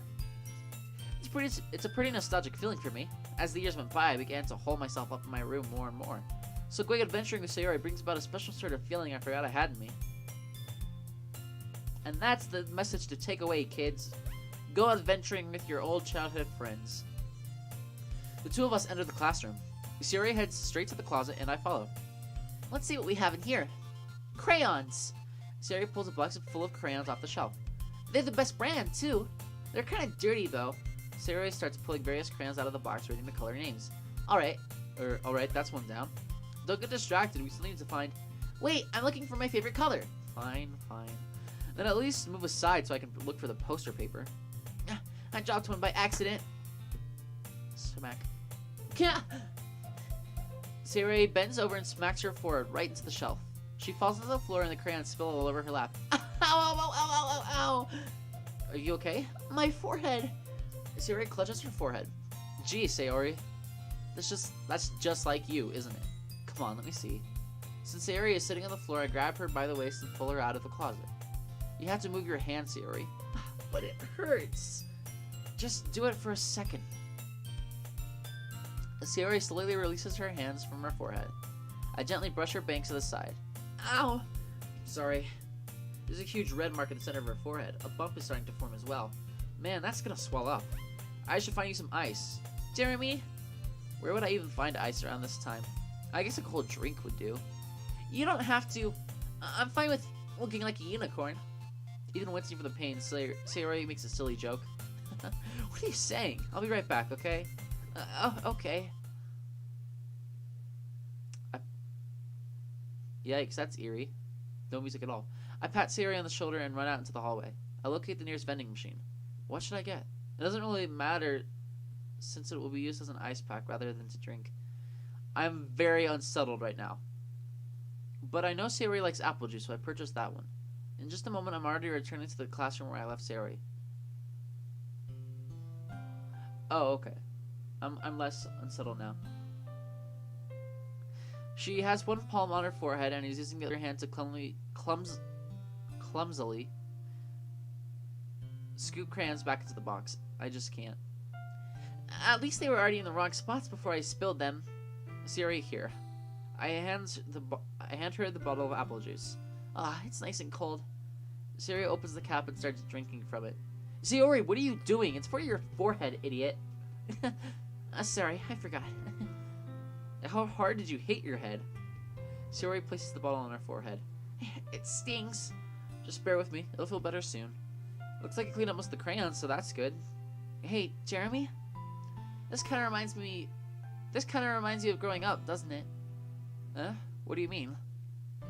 You know how I used to play outside all the time? I would always try to keep up with you. You were kind of oblivious in some ways. Like, I usually fell behind or had trouble climbing on the things you did. But sometimes when I tried to do the things I couldn't, I would get myself hurt. I'd fall and scrape myself or get a bump and I would start crying really hard. And you would rush over as quick as you could. You would try really hard to get me to stop crying. It was almost like you had blamed yourself and were afraid of getting into trouble if someone found out. Even though it really wasn't your fault at all, you know? Did I really do that? Yeah, you don't remember? Come to think of it, maybe I do remember it a bit. Sorry that the audio got really weird there. I guess I always was so focused on my games that I didn't pay enough attention to you. So in a way, it was my fault. Kind of like this time too. If I wasn't rushing you out of the closet, you probably wouldn't have hit your head. Jeremy, I don't think you realize it, but you're always thinking about other people. Even after all these years, it helps if I press the enter button and not the shift button. You're rushing to help me, even though I'm just being clumsy. You really are a sweetheart. Don't call me that. And I don't really do this kind of thing all the time. I guess when it comes to you, it just feels natural. Before I even know it, I'm treating you like that. I guess that's what happens when you've been friends for so long. Really? Maybe you're right. Jeremy, I'm so glad that nothing's changed between us. Do you think it'll be like this forever? Forever? If I'm honest to myself, there's no telling where we'll end up. Where we'll each end up for college. Or after that. So it wouldn't be fair for me to make any promises. But, well, I hope so. It's been this long already, hasn't it? I can't imagine you ever changing, so my hopes are up. I'm so happy. Sayori has a whimsical expression in her eyes. Remains silent for a moment. She's so silly and clumsy on the outside that when I see her deep in thought like this, it makes me not want to disturb her. I guess we should go back. I don't want to worry Monica, you know? Good luck with that. She's gonna see your forehead either way. Not if I hide it underneath my bangs. Sayori hops to her feet. She clutches her forehead again. Don't stand up so fast or hurting yourself. Well, I guess it's too late now. Anyway, let's go. I follow Sayori out of the classroom. Sayori plays with her bangs to try to hide the bump, but without much success. In a moment, we make it back to the club room. You're back. Good timing. I was just about ready to start with sharing her poems. Sayori, your forehead. She's fine, don't worry about. I was playing with crayons to smite my forehead into the shelf.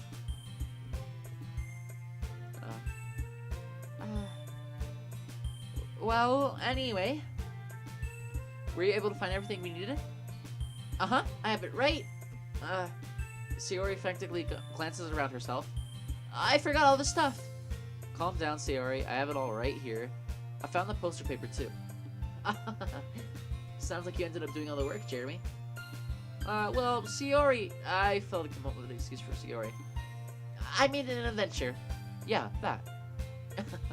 Okay. In any case, good work. I'll start working on the posters tonight. Me too. Okay, everyone. Are you ready to share your poems? Guess I should grab mine. After making sure the crayon box is closed tightly, I return to my desk. Who should I show my poems to first? I'm going to go with her.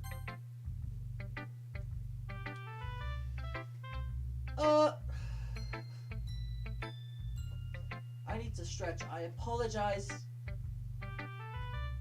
Okay. That's been a lot of talking. We've been going for like about 2 hours. I've done a lot of talking. We got through like 2.5 days, right? Is that how that works? 1, 2, yeah, 2.5 days of Doki Doki Literature Club.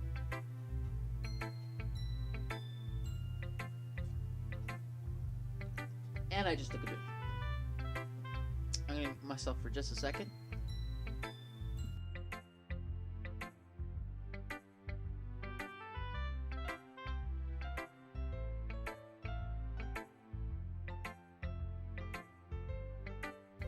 Okay, I'm back. Jeremy, I really love your poems. I can't believe you've been hiding these from me. I'm not hiding anything. But your poems are so good. Yesterday's and this one too. You can't tell me you haven't done this before. I mean, you're really the only one who feels that way, so... No way. Not even Natsuki? Well, I guess Natsuki is least likely to admit how much she likes something. But I don't think it's that. What do you mean? Well, I guess I'll be honest about it. It's a lot easier to write poems when I'm thinking about you. Eh? Stop thinking weird things, idiot. I just mean you're a really expressive person, I guess. How am I supposed to write poems about my own stupid life? But you somehow make everything in your life an adventure, even the little things. Like cooking. Let's not talk about that. So, yeah. I guess what I'm saying is that I could feel more feelings through you than I can through myself. We have that weird kind of connection. It's your fault for getting in my business all the time. Eh? I don't know if I understand. Ugh. You never understand when I try to explain things to you, do you, Sayori? I pat Sayori's head. Hey, I'm not a kid, you know. Are you sure about that? I mean, Maybe. Sayori starts fiddling with her pencil between her hands. Hey, Jeremy? Will you give me your poem? You mean like give to keep? No, other people need to read it. Stop being selfish. Yeah, it really is. I kind of want to keep it. Huh? Why? Because, well, it's the first time you've written something for me. Sayori, you completely misunderstood. I didn't write this for you. Are you even listening anymore? Oh, well, whatever. I'll just give it to you when we go home. Really?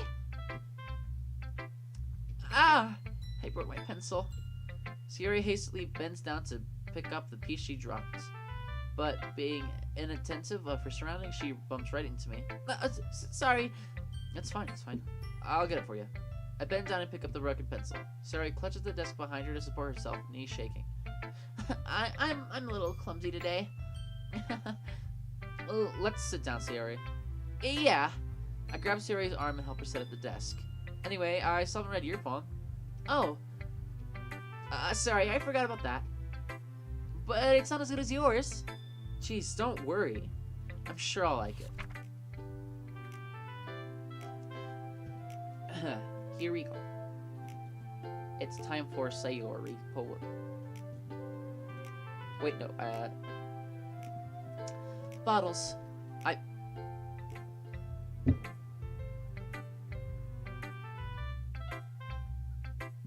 Give me a second, I got this. I'm gonna read it, don't worry. I figured out a way that I can read it. Or at least part of it. Bottles. I pop off my scalp like the lid of a cookie jar. It's the secret place where I keep all my dreams. Little balls of sunshine, all rubbing together like a bundle of kittens. I reach inside with my thumb and forefinger and pluck one out. It's warm and tingly, but there's no time to waste. I put it in a bottle to keep it safe, and I put the bottle on the shelf with all the other bottles. Happy thoughts, happy thoughts, happy thoughts in a bottle, all in a row. My collection makes me lots of friends. Each bottle is starlight to make amends. Jeez. Sometimes my friend feels a certain way. Down comes a bottle to save the day. Night after night, more dreams. Friend after friend, more bottles. Give me a second. Deeper and deeper my fingers go, like exploring a dark cave, discovering the secrets hiding in the nooks and crannies. Digging and digging, scraping and scraping. There's a little bit more, but I can't read it because I didn't scroll down enough. So sorry, but I messed up. Sorry, forgive me. Please do it right now. Holy crap. Sayori, did you really write this? Of course I did. Didn't I tell you yesterday I was gonna write the best poem ever? Yeah, but I mean, I didn't expect something like this coming from you. Monica taught me a whole lot, and I've been really in touch with my feelings recently. I see that. It's almost kind of creepy. Creepy? Well, not exactly. Maybe because I'm so used to you being careful. Well, never mind. I'm thinking too hard about it. The point is, it came out good, and you should be proud of it. Aw, thanks. I feel like I was meant to express myself in this way. It even helps me understand my own feelings a little bit better. Writing is like magic. You've gotten pretty passionate about this, huh? I hope you keep it up. Yeah, writing's the best. I'm gonna keep writing until I die. Don't get ahead of yourself. Sayori's always had a bad habit of getting obsessed with something before dropping it in no more than a week later. I wonder if this is one of those times. but seeing the passion in her eyes makes it hard for me to be pessimistic. Who should I show my poem to next? Let's go with Yuri. Let's see what you've written for today. Huh. Well done, Jeremy. Your skills are already improving. Really? Thanks, Yuri. Coming from you, that means a lot. Yeah? It's nothing. I'm just happy to inspire fellow writers. I know you're new to this, so don't worry so much if it seems like you can't get your poem to feel perfect. You don't need to be afraid of to be a little more daring. Metaphors can go a long way. Don't feel like you need to work your brain like turning a bunch of gears. Try letting your mind wander through your feelings, and write down the things you see and hear. Honestly, this game does have a lot of good writing tips. Like the thing about just keep writing and not let your quote-unquote pen blot. And then, this whole section right here. I mean, honestly, those are good tips that I will probably use in some way tomorrow. When I do a writing live stream, it's going to be a short story, and it's going to be kind of creepy. Hopefully. So, that's one way to truly enable your reader to see into your mind. It's a very intimate exercise. I see. That's a certainly interesting technique. Thanks for sharing. I have, an example of that if you'd like to read it. Of course. Is this the poem you wrote for today? Yuri nods and timidly hands me her poem. The Raccoon. It happened in the dead of the night while I was slicing bread for a guilty snack. My attention was caught by the scuttering of a raccoon outside my window. That was, I believe, the first time I noticed my strange tendencies as an unordinary human. I gave the raccoon a piece of bread, and my subconscious well aware of the consequences. Well aware that a raccoon that is fed will always come back for more. The enticing beauty of my cutting knife was the symptom. The bread, my hungry curiosity. The raccoon, my urge. The moon increments its phase, and reflects that much more light off of my cutting knife. The very same light that glistens in the eyes of my raccoon friend. I slice the bread, fresh and soft. The raccoon becomes excited. Or perhaps I'm merely projecting my own emotions onto the newly satisfied animal. The raccoon has taken a following to me. You could say that we've gotten quite used to each other. The raccoon becomes hungry more and more frequently, so my bread is always handy. Every time I brandish my cutting knife, the raccoon shows me its excitement. A rush of blood. Classic Pavlovian conditioning.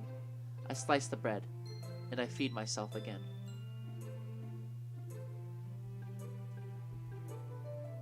Yuri, what? Yuri, what do you mean? I was a little more daring with this one than yesterday's. I can see that. It's a lot more metaphorical. I don't know if it's my fault, but I can't begin to imagine what this poem is about. That's right. It's a bit closer to my preferred writing style. Using the poem as a canvas to express vivid imagery and blah blah blah blah blah. Because I didn't see it. Yeah, if I take it at face value, then I can't even figure out what it's supposed to mean. Well, I think it's something that different people can relate to in their own way. I wanted to express the way it feels for me to indulge in my more unusual hobbies. It's those sort of things I'm usually forced to keep to myself, so I sometimes enjoy writing about them. Why do you keep them to yourself? Because they're embarrassing, and people would make fun of me. Don't you have anything like that, Jeremy? Well, yeah, I guess I do. I feel like everyone has a little something like that. The best we can do is respect each other and our individualities. Even if it's difficult sometimes, and some things make us uncomfortable. After all, if I hadn't learned to embrace my own weirdness, I would probably hate myself. I might be ranting a little bit now, but I'm glad that you're a good listener. Honestly, I know she's talking to Jeremy in-game, but I am a really good listener and always listen to people when they're ranting and try and help them through their quote-unquote problems. And I've tossed around the idea of becoming a psychologist just because, or a therapist, just because of that idea that people have told me that I'm a really good listener and that I help them with their problems when I listen to them. And I don't know, I'm getting off topic from Doki Doki Literature Club, but I often can't stop thinking about my own future and how everything is completely unknown. But I feel like that's one thing that it got not be cemented in stone, but like kind of set, you know, like it's setting currently. I don't know exactly what I'm saying, but I just mean that I feel like it's possible that I might go into a career like that, and just Yuri talking about it and listening to this monologue from her in this game, and just kind of the overall theme of this game. It's kind of like helping someone through their problems, and also not being able to. There's a toxic relationship in this, obviously later on, that you have to break off, and it's not philosophical. That's not the word I want to use, but it's like very personal, I feel. And I don't know what I'm saying at this point. I was trying to go somewhere, and I kind of did, but then I kind of lost my train of thought. I hope someone somewhere understands what I'm trying to say, because I don't. But anyway, let's show it to Monica next. Ow. Hi again, Jeremy. How's the writing going? Alright, I guess. I'll take that. As long as it's not going... It's not bad, I guess. I'll take that. As long as it's not going bad. I'm happy that you're applying yourself. Maybe soon you'll come up with a masterpiece. I wouldn't count on that. You never know. Want to share what you wrote for today? Sure. Here you go. I give my poem to Monica. Huh. Alright. It's pretty good. Makes me think of Sayori, like the other one you wrote. You two are like the dynamic duo. It's kind of exaggerating it. Yeah, probably. But you do spend a lot of time with her even in this club, don't you? Then again, I don't blame you for being a little shy. I'm not shy, I'm just teasing. I know it takes a bit more time to make friends with everyone. But Yuri and Natsuki are super interesting people, so don't be afraid to give them their share of time. And you can talk to me every now and then, too. I'm not, like, unapproachable or anything, am I? No, it's not like anything like that. I'm just still getting used to being here, that's all. Yeah. I'm sorry if I was putting pressure on you or something. I really didn't mean it like that. No, don't worry. I get what you're saying. Well, alright. But anyway, you want to read my poem now? I like the way this one turned out, so I hope you do too. Alright, let's take a look. Now, I'm not going to press the enter button, but I am going to pause for just a moment.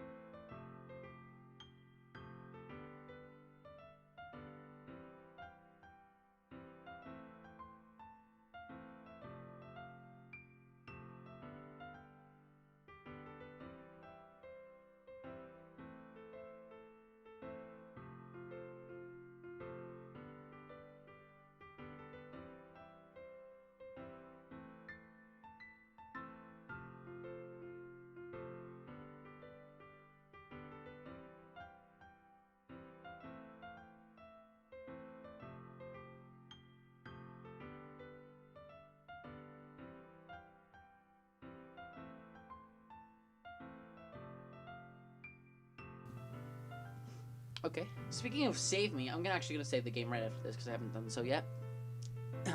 Save me. The colors, they won't stop.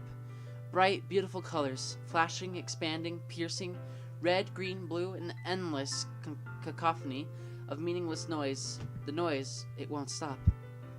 Violent, grating waveforms, squeaking, screeching, piercing, sine, cosine, tangent, like playing a chalkboard on a turntable, like playing a vinyl on a pizza crust, an endless poem of meaningless. Load me. That's gross. That's nasty. Huh. It seemed more abstract than your last one, huh? I guess it's just the way I write. I'm sorry if you don't like it. Huh? No, I never said that. It's just kind of a thing I've never really seen before, I guess. I kind of like playing with my space on the paper. Choosing where and how to space your words can totally change the mood of the poem. It's almost like magic. The way I wrote the lines really short makes it feel like they're trying to speak over the noise. I see. It's so hard for me to tell what it's about, though. Sometimes asking what a poem about isn't the right question. A poem can be as abstract as a physical expression of a feeling, or a conversation with the reader. So putting it that way, not every poem is about something. Anyway, here's Monica's writing tip of the day. Sometimes you'll find yourself facing a difficult decision. When that happens, don't forget to save your game. You never know when you might change your mind, or when something unexpected may happen. Wait, is this tip even about writing? What am I even talking about? That's my advice for today. Thanks for listening.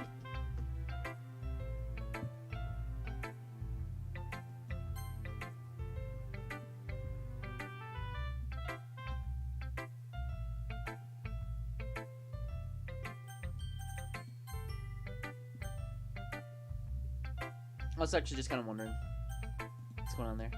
Who should I show my poem to next? Natsuki!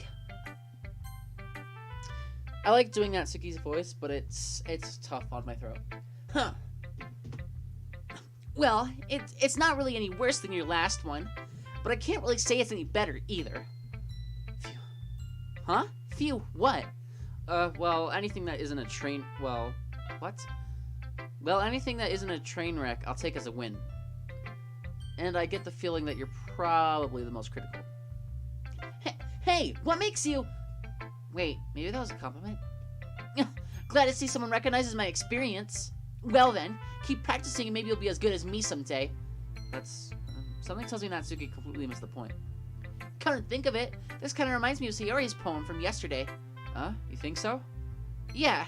Well, I guess if you had been friends with her for so long, you might be on the same wavelength. But you never really struck me as her type. Sayori has a type all of a sudden?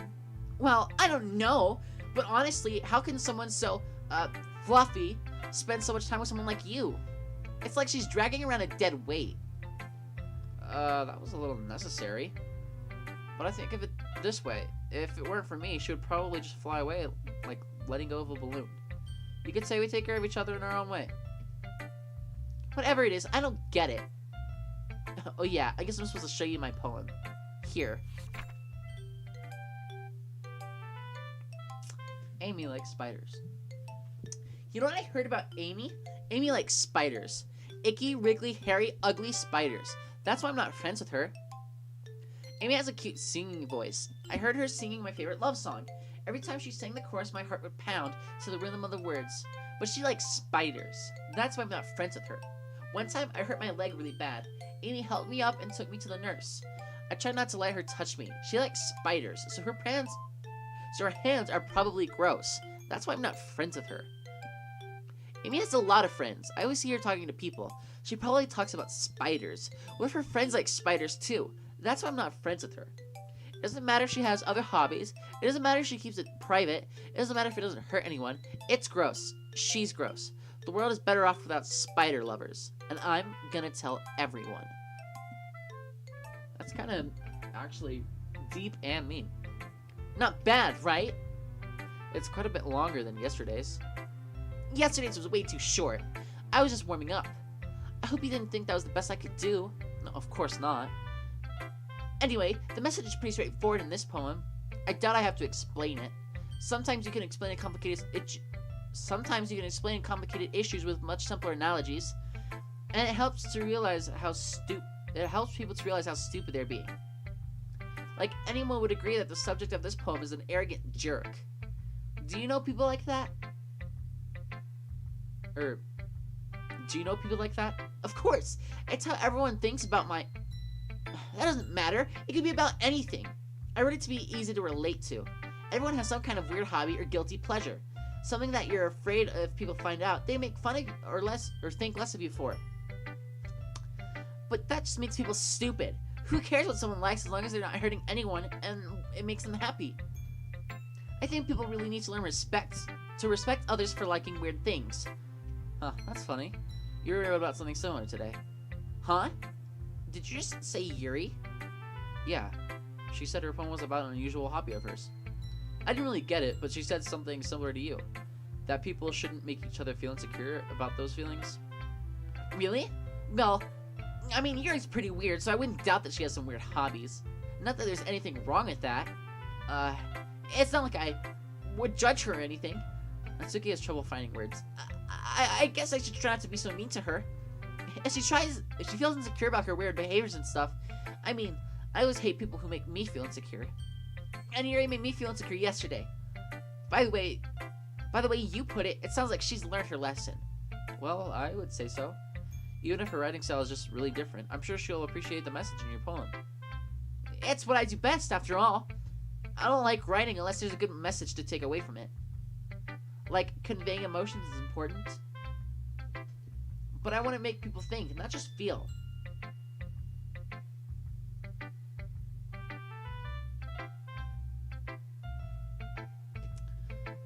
Remember that.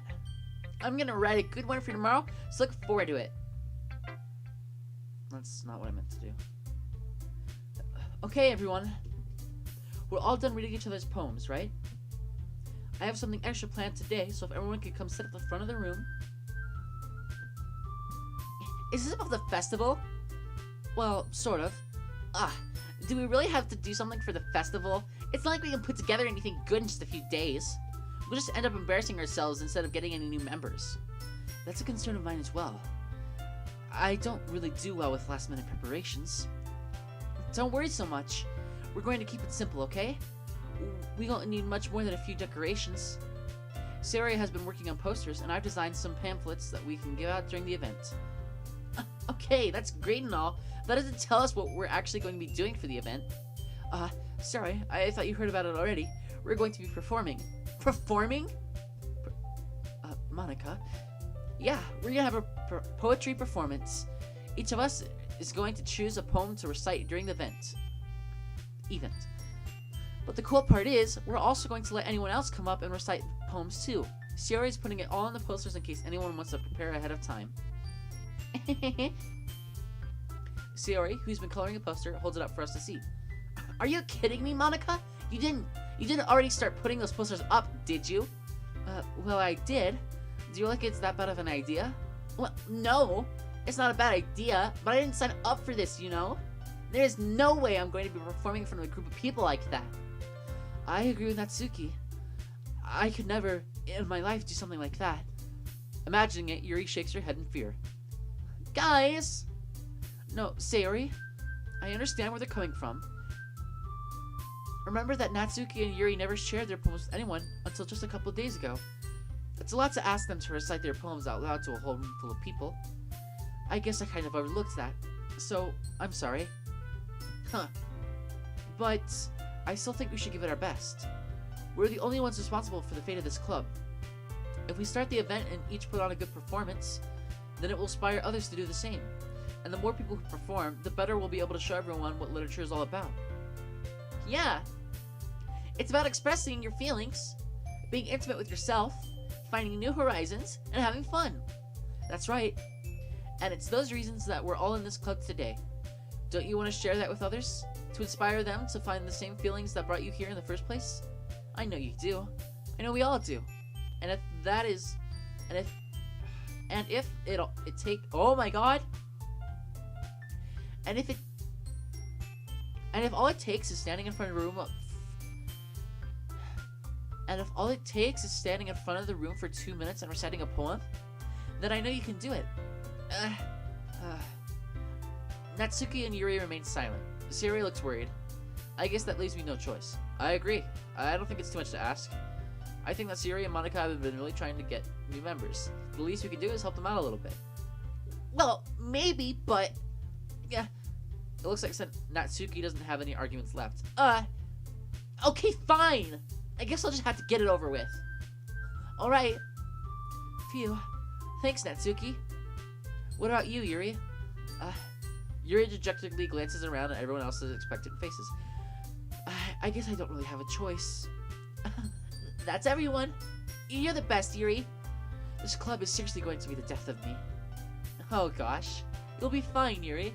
But anyway, let's move on to the main event. I want each of you to choose a poem of yours. We're going to practice reciting them in front of each other. No way! Monica. This is too sudden. Well, if you can't recite your poem in front of the club, How do you expect it to do it in front of strangers? Oh, no. Don't worry. I'll start off to help everyone feel a little bit more comfortable. Can I go next?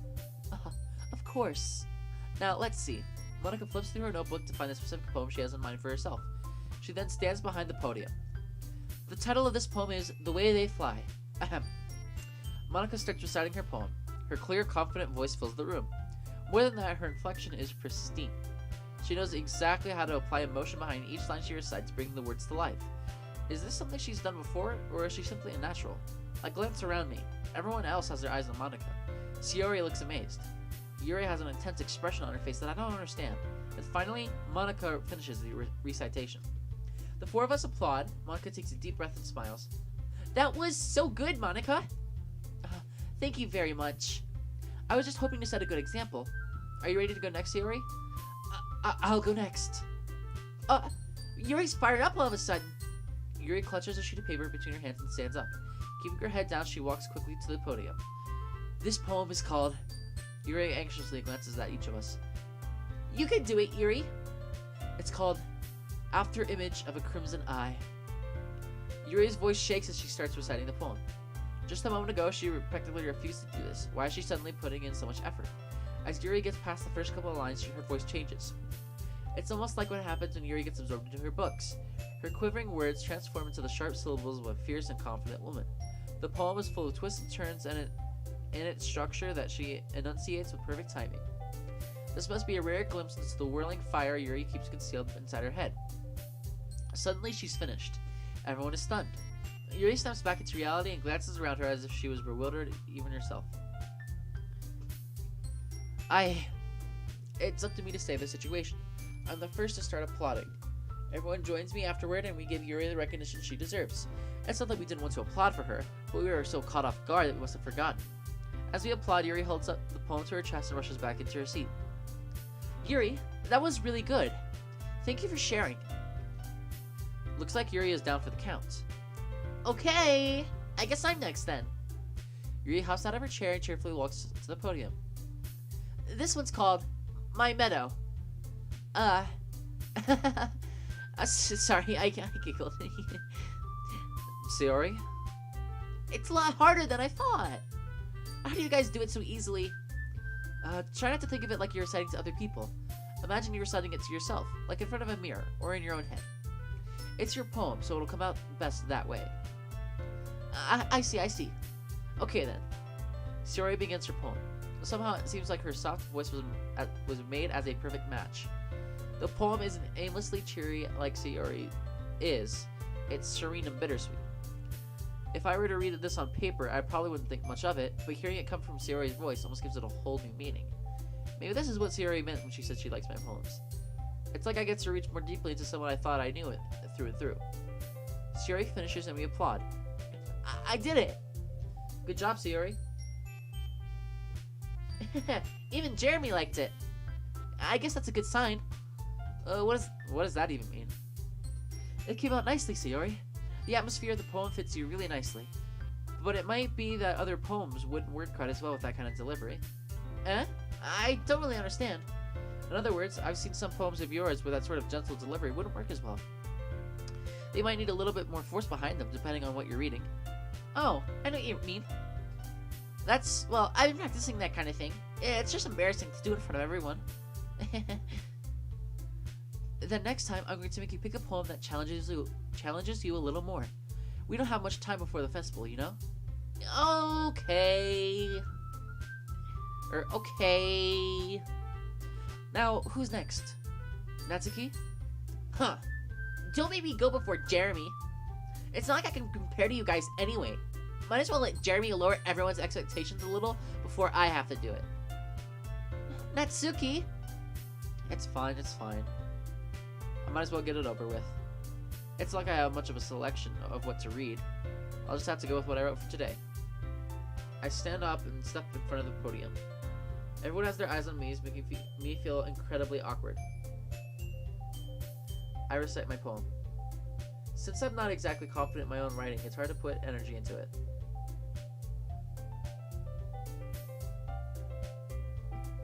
I'm sorry, I totally blanked out there for a second.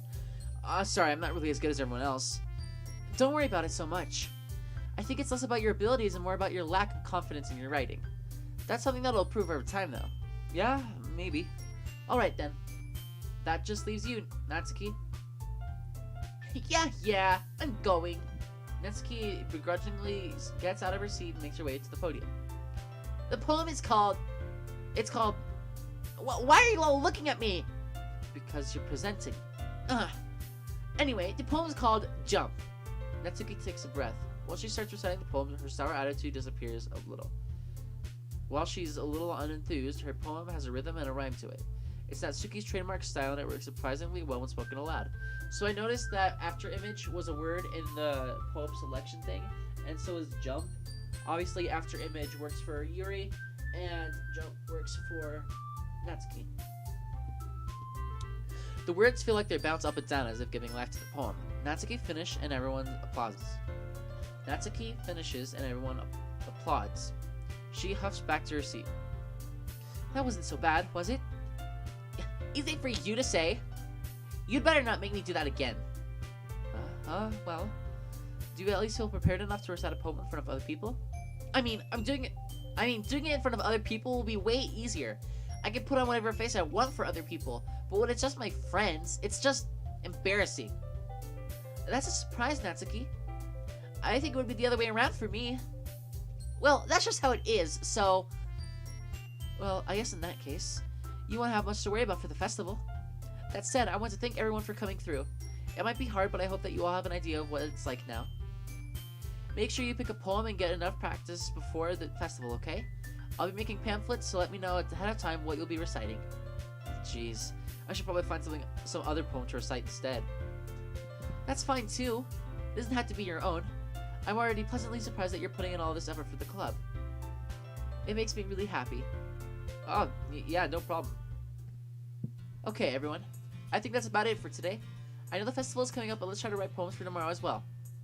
It's been working out really nicely so far, and I'd like to continue doing that. As for the festival, we'll finish planning tomorrow, and then we'll have the weekend to prepare. Monday's the big day. I can't wait. I can do this. I can do this. Alright. I stand up. There's no way I'll be able to find the same enthusiasm as Sayori and Monica, but I'll try my best to get through. If it's for the sake of the club and impressing Monica, then I'll have to do my best. Ready to go, Sayori? Yep. Look at you two, always going home together like that. It's kind of adorable, isn't it? Jeez, guys. Don't make such a big deal out of it. It must be a little nice, though. Well, how am I supposed to respond to that? It's okay, Jeremy. You don't have to say it. Whatever, let's just go already. I woke up with Sayori once more. Even though it's only been a few days, a lot of things have already changed. But today, Sayori is being a little quieter than usual on the way home. Hey, Sayori? Huh? Sorry, I was spacing out. No wonder. I was thinking about something from earlier. I like how we get to... Sayori fumbles with her words. So, let's just say that one day, Yuri asked to walk home with you. Huh? What would you do? What kind of question is that? You're kind of putting me on the spot here. Well, I would still walk home with Sayori. That's honestly I'm going to say it. Sayori, you really think I would ditch you for Yuri? Huh? But, she's so beautiful and smart. Jeez, I already see her in the club every day. Besides, you always seem to really like going home together. I wouldn't just ruin that for you. You're so silly, Jeremy. You think about me too much sometimes. Yuri would deserve it if she wanted it, so... Sayori, I've already made up my mind. I really can't figure you out sometimes. Sorry. Besides, what's the point of speculating something that's never going to happen? Huh. The conversation trails off. It's kind of a weird thing for Sayori to care so much about, but I want to respect her and keep her happy too. Then again, the festival is only a few days away, but who knows what will happen in that time. I'm just checking something. By the way, so I'm sorry, give me just a second.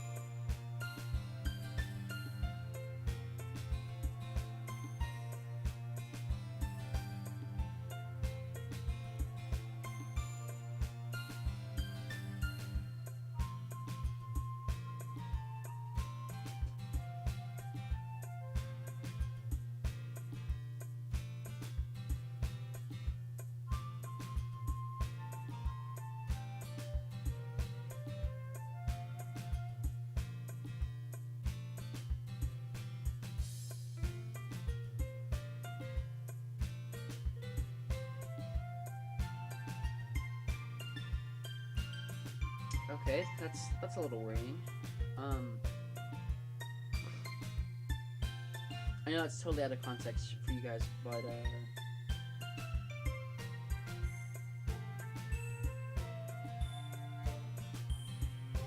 okay, yeah, not good.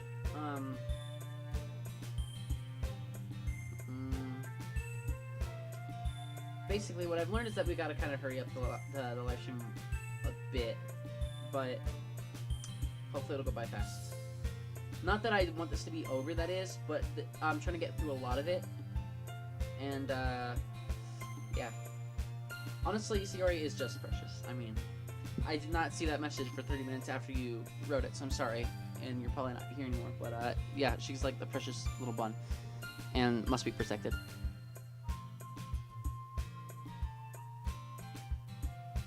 Alright, anyway. Time to write a poem. Music, bliss, depression. Disoriented, unrestrained, milk, blanket, horror, destroy, peace. Okay. Adventure, anxiety, well, adventure. Cheeks, bunny, shiny, climax, daydream. Suicide. Unrequited embrace, seeing death, sad, death. Effulgent, alone. Parfait, amazing, defeat, tenacious, precious, amazing. Heart, holiday, hop, out, charm, playground. Playground? Okay. Laugh, party, rose, entropy, fear, vivid, jumpy, misfortune, treasure. I don't remember this, so I'm gonna go with rose. Hopeless. Landscape, despise, special time, cry. Skirt, question, boop, analysis, flea, feather, comfort, comfort. Sugar, hurts. Whirlwind, fickle, love, sparkle, excitement, together, giggle. Excitement. Tragedy. Doki Doki uncanny. Raft bubbles. Broken hair socks. Wonderful. Bouncy judgments. Play nightgown memories. Rain cloud. Rain cloud. Flying. Vitality. Starscape skies. Dream. Oh, great. Tears. Cheer. Philosophy. Childhood. Papa. Flower. Warm. Childhood. Because you're just talking about childhood. So, there we go. Here we go. Creeper! Aw, man! I'm the last one here again. Don't worry, I just walked in too. Were you practicing piano again? Yeah. You must have a lot of determination. Starting this club and now picking up piano? Well, maybe not determination, but I guess passion. Remember that the club wouldn't be here if it wasn't for all of you. And I'm super happy that you're all willing to help out for the festival, too. I can't wait for the festival. It's gonna be great. Huh? Weren't you complaining about it just yesterday, Natsuki? Well, yeah. I'm not talking about our part of the festival, but it's a whole day of school where we get to play and eat all kinds of delicious food. You sound a little bit like Sayori all of a sudden. Monica, do they usually have fried squid? Squid? That's a pretty oh my god, that's a pretty specific thing to look forward to. Oh, come on. Aren't you saying... Are you saying you don't like squid? You, of all people? I don't say I don't like it. Besides, what do you mean, you, of all people? Because it's right in your name. Monica. That's not how you say my name at all. Also, that joke makes no sense in translation. Huh? Never mind. What? Let's just focus on our own event for now, okay? Fine, fine. Your reactions aren't as fun as Yuri's or Sayori's, anyway. Excuse me. Where is Sayori, anyway? Oh, there you are. Sayori is sitting at a desk in the corner of the room looking down at nothing. I walk over to her. Hey, Sayori? I wave my hand in front of her face. Eh? You're spacing out again. Sorry. Don't mind me. You can go talk to everyone else. Huh? Is everything alright? Of course. Why wouldn't it be? It just feels like you're a little off. Sorry for assuming things. Chance, you worry too much about me. I'm fine, see? Sayori shows a big smile. Don't let me distract you from having fun with anyone. Well, alright. If you say so. I weirdly glance at Sayori before turning back toward everyone else. But the conversation has already dispersed and everyone, oh my god. But the conversation has already dispersed with everyone back at their usual activities. Maybe I should ask Monica if she's noticed anything about Sayori recently. Since they've been preparing for the festival, they may be spending a lot of time together. I timidly approached Monica, who was shuffling through some papers at her desk. Jeremy, what's up? Hey, this might sound a little strange, but have you noticed anything up with Sayori recently? Anything up with her? In what way do you mean? Maybe I'm reading into a little too much, but she seems a bit downcast today. Oh, you think so? I can't say I've noticed anything about her. Monica peers across the room at Sayori, who is idly dragging a rubber eraser up and down her desk. Maybe there's something on her mind, but I'm surprised I'm not the one asking you, Jeremy. You certainly know her a lot better than I do. Yeah, but she's never really like this. She always talked to me about things that bothered her, but this time when I asked her, she was really dismissive. Sorry, I know it's not your problem. I just wanted to ask if you knew anything, so I'll drop it now. No. It's important to me, too. I mean, I'm also friends with her, and I also care about the well-being of my club members, you know? Maybe I'll try talking to her myself. Are you sure about that? She seemed like she wanted to be left alone. Are you sure? Maybe she just has a hard time bringing it up with you, because you're a person of interest. Person of interest? What do you mean by that? Well, I'm saying that maybe the thing on her mind is you, Jeremy. Me? How on earth would you come to that conclusion? Well, I probably shouldn't say too much, but Sayori talks about you more than anyone else, you know? She's been so much happier ever since you joined the club. It's like an extra light was turned on inside of her. What? No way. Sayori is always like that. She's always been full of sunshine. It's not any different now than it always has been. You're so funny, Jeremy. Have you thought that maybe you've always seen her as so cheerful? Because that's just how she is when she's around you? I said too much. I'm sorry, what do I know anyway? I didn't mean to jump to conclusions, so you should just forget about what I said. I'll try to talk to her, so try not to think about it for now. Alright. Monica smiles meaningfully. I know she just said to forget about it, but I already know that I won't be able to get her words out of my head. Monica stands up from her desk and walks across the room to where Sayori is sitting. I watch her kneel down next to Sayori and gently talk to her, but she's keeping her voice so quiet that I can't hear her from here. I sigh and sit myself down. I know Sayori told me not to worry about her and to have fun with everyone else, but that's impossible to do when she's behaving like this. Exactly how much do I care about her that I'm letting this weigh me down so much? Now it feels like I'm the one behaving out of the ordinary, but there's nothing I can do besides wait for Monica. I totally spaced out. I know I just read all of that, but I didn't pay attention to it, so... Okay, everyone. After some time passes, Monica calls out to the club room. Oh, God. I just took my own saliva. It's fine. I'm fine. Everything's cool. Just need a second. Why don't we share poems now? Before I know it, everything is back to normal. Everyone goes to retrieve their poems, and I do the same. I make eye contact with Monica, and she smiles at me. I wonder why she was talking about with Sayori. Who should I show my poem to first? I'm gonna go with Sayori. This is your best one so far. It's really nice, Jeremy. Oh, thanks. Sayori, you seem a little quiet today. Is everything alright? Of course. Everything is fine. Maybe I'm just a little tired today. Do you want a nap or something? No, that's silly. Don't worry about me, okay? I only want to see your smiles on your face. Well, alright. Hey, Jeremy. I'm still a little surprised myself. I really thought that you would try writing your poems like the way Yuri does. Or even Natsuki. But in the end, yeah, I guess you're the one who likes... this one the most. Why? You don't want to get closer with everyone else? Wait, of course I do. But that doesn't mean I need to try so hard to impress them. I still understand you most of the time, Sayori. I know you have to sometimes put up with me. And I have to sometimes put up with you. But we have a wavelength or something. And this is how the poem came out. Sometimes it feels like you're the only exciting thing in my life. So sometimes it's just easier to write when I'm thinking about you. Sayori? No. Jeremy. I don't deserve this. You're too nice to me. Why are you doing this?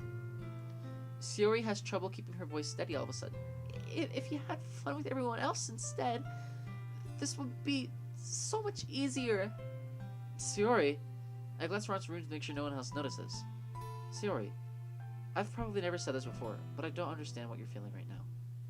Tell me what will cheer you up. Sayori shakes her head. She sniffles and keeps shaking her head. Finally, she gathers herself and puts on a smile. It's nothing, Jeremy. It's just a little rain cloud. I'm sorry you had to see that. I promise it won't happen again. Just smiles from everyone, okay? That's all that matters. Go play with everyone else. I'm gonna go home a little bit early today. Sayori, tell Monica I wasn't feeling well, okay? I'll see you tomorrow. Before I can say anything else, Sayori cheerfully walks out of the classroom, humming to herself. I don't feel like. I mean, we couldn't stop that, but I just don't feel like that was the right course of action. Now I'm sad. I don't want Sayori to be sad. Huh. Well done, Jeremy. You've definitely improved your writing over the course of these few days. Has my advice been helpful to you? Yeah, definitely. I'm glad. Sharing our writing like this, it's a lot more fun and rewarding than I anticipated. I need to remember to thank Monica. I think we all felt a little awkward at first, but now it seems like everyone is enjoying sharing their writing and seeing what others think. I really can't disagree. I was afraid of this whole thing would be a chore, but it's a great way for me to spend some personal time with all the girls in the club. But it's been fun getting to know everyone in their writing. So he said, the girl saying his head and said the fun, everyone in their writing. And I guess doing some writing myself. Well, have you learned anything about yourself, Jeremy? Well, you know how I like to say that writing is very personal to get in touch with yourself. In the end, it doesn't matter if you're a good writer or a bad writer. And even my opinions are just opinions, you know? As always, I believe what's most important is exploring and discovering yourself. That's comforting. I'm kind of afraid of disappointing you in some way or another. Oh, why me? Well, you're always so sophisticated with your writing and have the most advice to share. Is that so? Yuri thinks for a good minute. That must be terrible. For me to have to become someone whose opinion is fearsome? How unlikable of me. Yuri, it's not as bad as you're making it sound in your head. I just meant that I respect your opinion. I see. I'm sorry that I always overthink and come to those sorts of conclusions. I'm just a little too used to it. Overthinking? Being disliked. Yuri. What am I saying? I'm sorry, I didn't mean to bring that up. Let's move on. Alright, do you want to share your poem now? Okay. Here. Beach. A marvel millions of years in the making. Where the womb of Earth chaotically meets the surface, under a clean blue sky and an expanse of bliss, but beneath gray, rolling clouds and endless enigma, the easiest world to get lost in is the one where everything can be found. One can only build a sand castle where sand is wet, but where the sand is wet, the tide comes. Will it gently lick at your foundations until you give in? Or will a sudden wave send you crashing down in the blink of an eye? Either way, the outcome is the same. Yet we still build sandcastles. I stand where the foam wraps around my ankles, where my toes squish into the sand. The salty air is therapeutic. The breeze is gentle yet powerful. I sink my toes into the ultimate boundary line. Tempted by the foaming tendrils, I turn back, and I abandon my peace to a road at the shore. Drift forward, and I return to Earth forevermore. I'm aware that beaches are kind of an inane thing to write about, but I did my best to make a metaphorical approach to it. You say that like you didn't even want to write about it. Oh, you haven't heard? After yesterday, Natsuki and I, well, it was amusing that we wrote about something similar in such different ways, so Natsuki wanted us to write about the same topic as each other again. I suppose to better compare the differences in our writing styles or thought process. Anyway, it was her idea. Knowing her, it's no surprise that she wanted to do something like that. She probably just wants to show off. It's not like I have a particular interest in her writing style. I just went with her request. But, well, I suppose it's not bad to write about something simple on occasion. It can be refreshing, you know? It's good for me to calm my thoughts once in a while. Yeah, I think I agree. Thanks for sharing. Le Monica. Hi, Jeremy. Have you thought about what you want to submit to perform at the festival? Well, being at this club is one thing, but performing in front of a bunch of people, I'll have to give it some more thought. Okay? Okay, no pressure. But whatever you do, I'm sure it'll turn out great. It would also make me happy to see. Anyway, let's take a look at today's poem. Sure. I let Monica take the poem I'm holding in my hands. Huh. It's kind of funny. How so? Well, no, not the poem. I mean, it's funny how your poems and Sayori's poems have been getting more and more similar to each other every day. I'm surprised you're so in sync with her. Then again, you've been spending a lot of time together lately, haven't you? I guess you could say that. Although we kind of grew up as best friends, I haven't been seeing as much of her this past year. But since I joined the club, we've been spending a lot of time together again. I see. That reminds me. How Sayori's been a little off today? Yeah, did she tell you something? Well, Jeremy, you haven't been flirting with her, have you? Oh, of course not. I've been treating her like I always do. Alright, just making sure. I know how much you care about her. It would be terrible if something bad happened to her, so keep an eye on her. Sierra's been acting much happier ever since you joined the club. What could have happened all of a sudden? Well, never mind. This really isn't the best time to be talking about this. Anyway, I'll share my poem with you now, alright? Alright. The Lady Who Knows Everything. An old tale tells of a lady who wanders earth, the lady who knows everything, a beautiful lady who has found every answer, all meaning, all purpose, and all that was ever sought. And here I am, a feather, lost adrift in the sky, a victim of the currents of the wind. Day after day I search with little hope, knowing legends don't exist. But when all else has failed me, and when all others have turned away, the legend is all that remains, the last dim star glimmering in the twilight sky. Until one day the wind ceases to blow, I fall, and I fall, and fall even more, gentle as a feather, a dry quill, expressionless, but a hand catches me between the thumb and forefinger, a hand of a beautiful lady. I look at her eyes and find no end to her gaze. The lady who knows everything knows what I'm thinking. Before I can speak, she responds in a hollow voice. I found every answer, all of which amount to nothing. There is no meaning, there is no purpose, and we seek only the impossible. I am not your legend does not exist. And with a breath, she blows me back afloat, and I pick up a gust of wind. You know, I feel like learning and looking for answers are sort of things that give life meaning. Not to get too philosophical or anything, but it was kind of on my mind, so that's what I wrote about. I see. I never really put much thought into it. In a way, it's almost paradoxical, because if we had all the answers, wouldn't the world start to lose its meaning? You know, there's one thing I noticed. It seems like everyone in this club prefers writing about things that are more sad than happy. You surprised? I mean, if everything was okay, we wouldn't really have anything to write about, would we? Humans aren't two-dimensional creatures. I think you know that better than anyone. You mean one-dimensional? Yeah, that. Anyway, here's Monica's rating tip of the day. Are you ever too shy to share your writing because you're afraid that it's not good? It can be really disheartening to get a lukewarm response to something that you're passionate about. But if you find other people who enjoy writing, then sharing becomes a lot easier. Because instead of just telling you that your writing is good, or okay, or bad, they'll want to focus more on everything that went into it, and the things that you can work on. It's much more encouraging that way, and will make you want to continue improving. It's almost like having your own little literature club, don't you think? That's my advice for today. Thanks for listening. What's definition, Natsuki? I'll see if they give me again. Huh. This one's alright. Alright. Well, yeah. About as good as yesterday's, anyway. I see what you're going for, but it's just not really my style. I mean, that's fine. I'm mostly just glad that you're trying a little bit. Well, of course, at least I'm trying. Why are you so emotionally invested in my poems anyway? Isn't that more of a compliment to me? No, gross. It's not like I care. It's just that one of us in this club has to make sure you're not slacking off. Really? Well, what if you ended up just scaring me away? That's, it's not like you would actually do that. Yeah, you're right. It's kind of fun to hang out here, even if I have to put up with you. Natsuki's elbow connects with my stomach. Oh, maybe I wouldn't mind scaring you away after all. I was just joking. Oh, I know. Don't worry, I was too. How the hell do you call that a joke? That seriously hurt. Maybe it was funny to her. I guess that's kind of the point. I should really just watch my mouth around Natsuki. Anyway, Natsuki holds up her poem out to me as like nothing ever happened. I'll be your beach. Your mind is so full of troubles and fears that diminished your wonder over the years. But today I have a special place, a beach for us to go. A shore reaching beyond your sight, a sea that sparkles with brilliant light.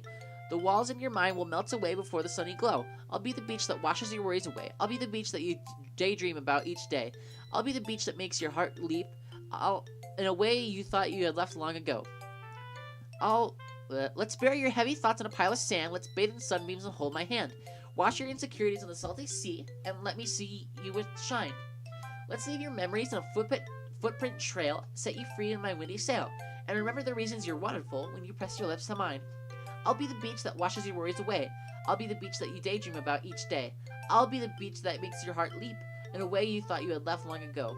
But if you let me by your side, your own beach, your own escape, you'll learn to love yourself again. Yeah, I felt like I kept writing about negative things, so I wanted to write something with a nice message for once. Besides, the beach is awesome. Kind of hard to write down everything negative about a beach.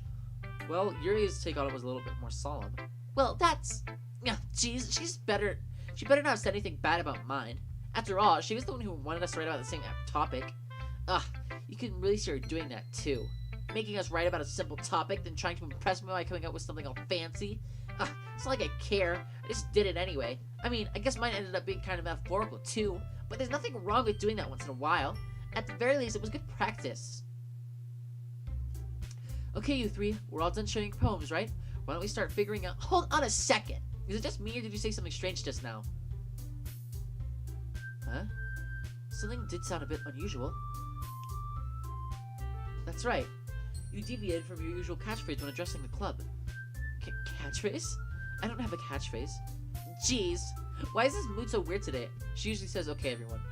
Look, even Yuri isn't immune to it. Stagnating air is common foreshadowing that something terrible is about to happen. In your books, maybe. Look, the only thing different is that Sayori isn't here. It seems you're right.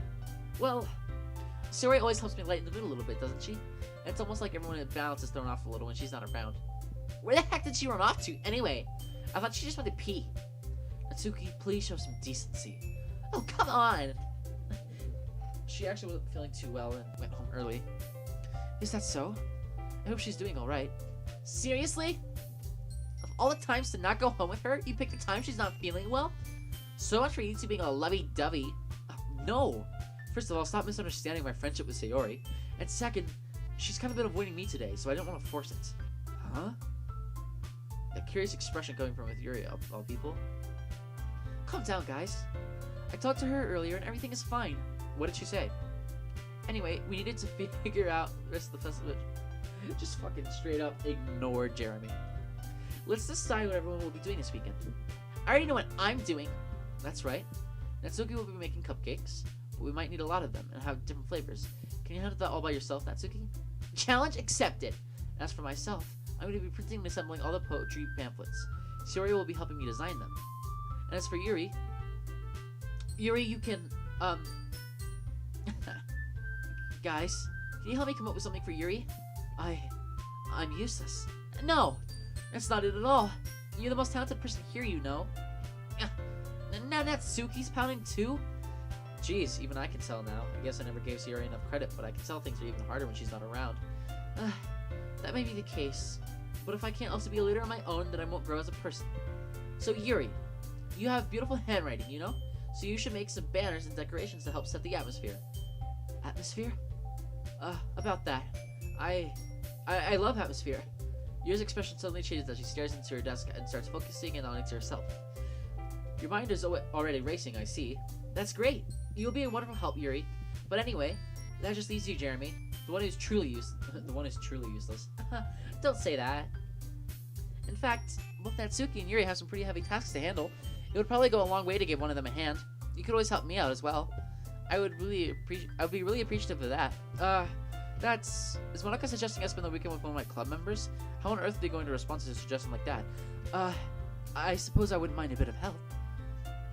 Well, even if you don't know how to bake, there's always some dirty work I could give to you. It's not like Monica's gonna give me a choice, and you shouldn't be sitting on your butt anyway. Natsuki mumbles a bunch of excuses like that. If I recall, Natsuki, you mentioned that you would like to handle the baking on your own. Jeremy may not like being around if you only make him out to be a nuisance. So therefore, he may be suited to assist with decorations. Hold on, I never said that! How hard could it be to make a few decorations anyway? Sounds more like you're just making excuses for Jeremy to... What are you saying?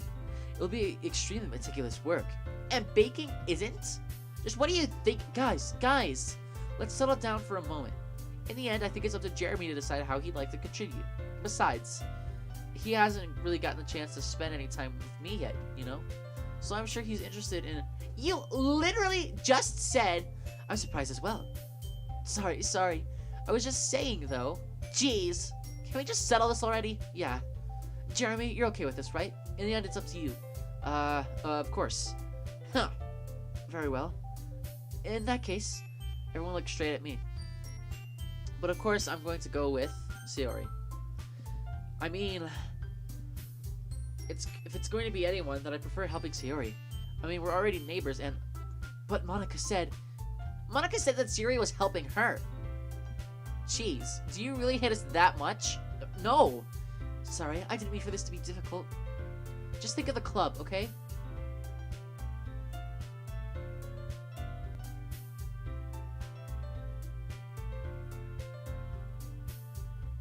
Well, this has turned into a difficult situation. I really don't want to choose any of these. But I'm gonna go with Monica. Well, I guess I should probably be helping Monica. Yeah, you picked me. Hold on a second. Hey, you picked me. Hey, hold on 1 second. Yeah. Monica, you're the one who needs the least help out of all of us. But I agree with Natsuki. Not only is your work already most suitable for one person, but you already have Sayori as well. But Jeremy is the one who, that doesn't matter. You were the one who scared him off into picking you in the first place. You're the club president, Monica. You're supposed to make it responsible decisions for the club. Monica, you shouldn't let any ulterior motives interfere with this decision. Ulterior motives? What are you talking about, Yuri? In fact, it sounds like you guys are the ones with ulterior motives. Excuse me? Otherwise, this wouldn't have been made into such a big deal. That's completely false, Monica. Yeah! We have a lot of work to do, you know? We won't do good of a job if you make us work alone. Maybe that's true. Think of the club, Monica. If we want our event to succeed, then we need to appropriately distribute our resources. So are you going to do the right thing, President? Okay, I get it. It's technically most logical for Jeremy to help one of you two.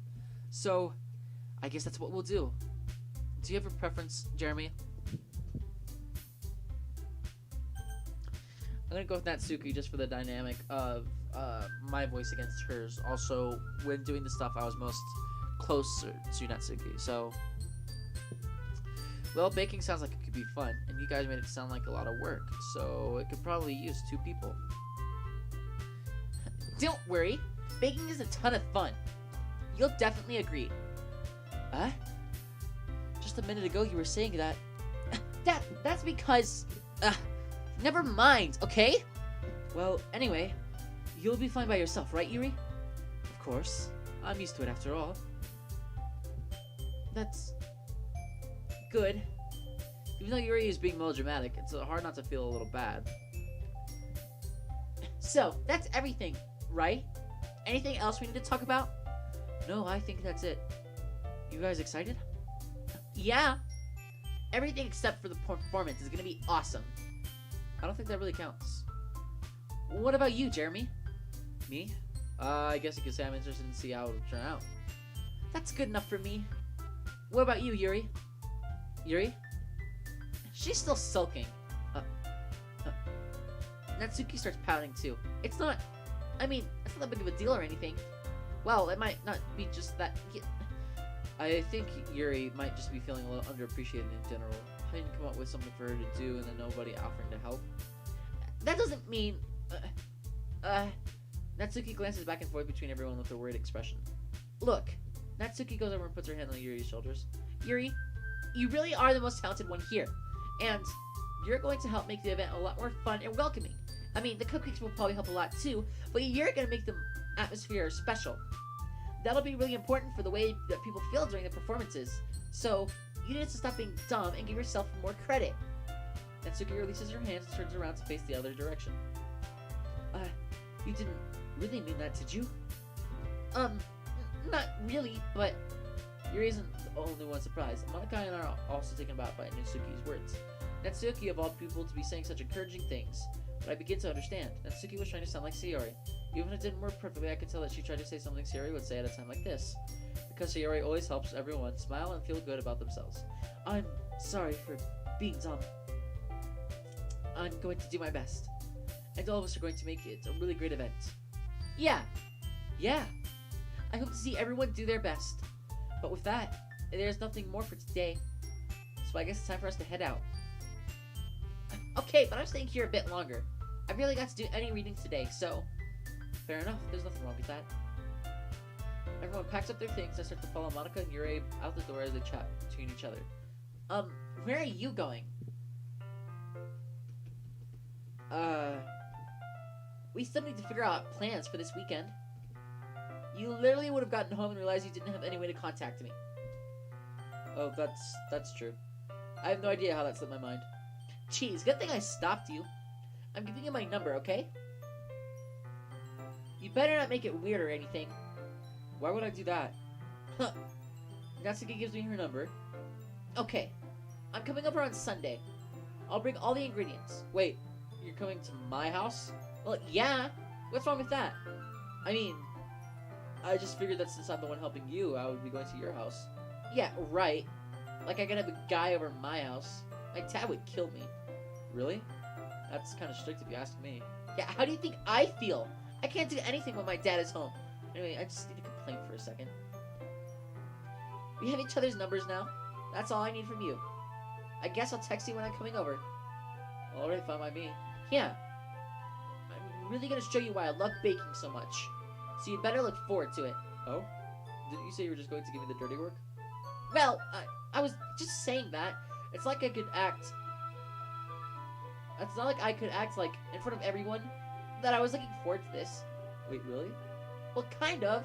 Just because I never got to bake with someone else before. That's all it is, so... Alright, I get it. Sorry for overreacting. Anyway, I'll be heading out now. See you on Sunday? Never mind.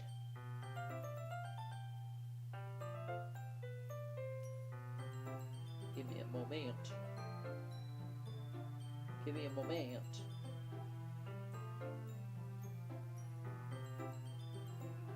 I need just a second, I'm sorry. I'm looking at something.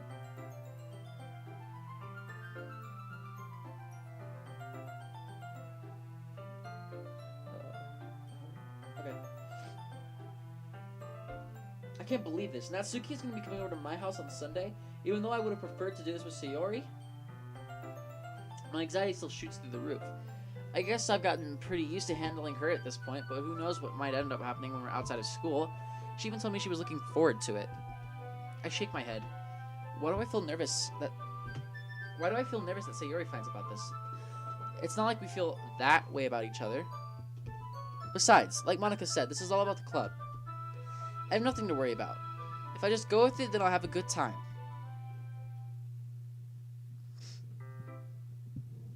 It's already Sunday. I'm getting increasingly anxious about Natsuki's upcoming visit. I keep telling myself that there's no reason to be nervous, but it doesn't help much. I wonder if she'll act any different when it's just the two of us. Meanwhile, she's been texting me a lot. We sent each other one after exchanging numbers to double check, but it turned into conversation. She's almost a different personality on the phone, using tons of emoji and cute language. She really does like complaining about things, but I kind of saw that one coming. Putting Natsuki aside, I haven't heard a thing of Sayori since she left the club early the other day. It's not like we text each other all the time or anything, but I've been worried about her in the back of my mind. Between what Sayori said and what Monica said, is it really okay for me to put Sayori's feelings aside when she might need me? I decided to visit Sayori before Natsuki comes over. Rather than asking, I simply tell her I'm coming over, much like I've done in the past. Once I reach Sayori's house, I knock on the door before entering it myself. Again, we used to play so often that we made it a habit of simply entering each other's houses like we were family. I'm going to take a breath so I can use my inhaler.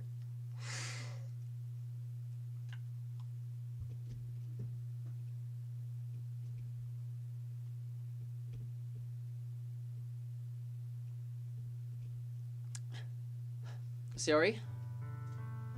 Hi, Jeremy. I sit down in her room. Sayori forces a smile, but it's easy to tell that she's different. There's a minute of silence between us. You haven't come over like this in a long time, have you? I guess you're right. It has been a long time. Not much has changed, has it? Sayori's mess is as messy as it's always been. Also, I recognize the same stuffed animals and wall decorations that she's had for years now.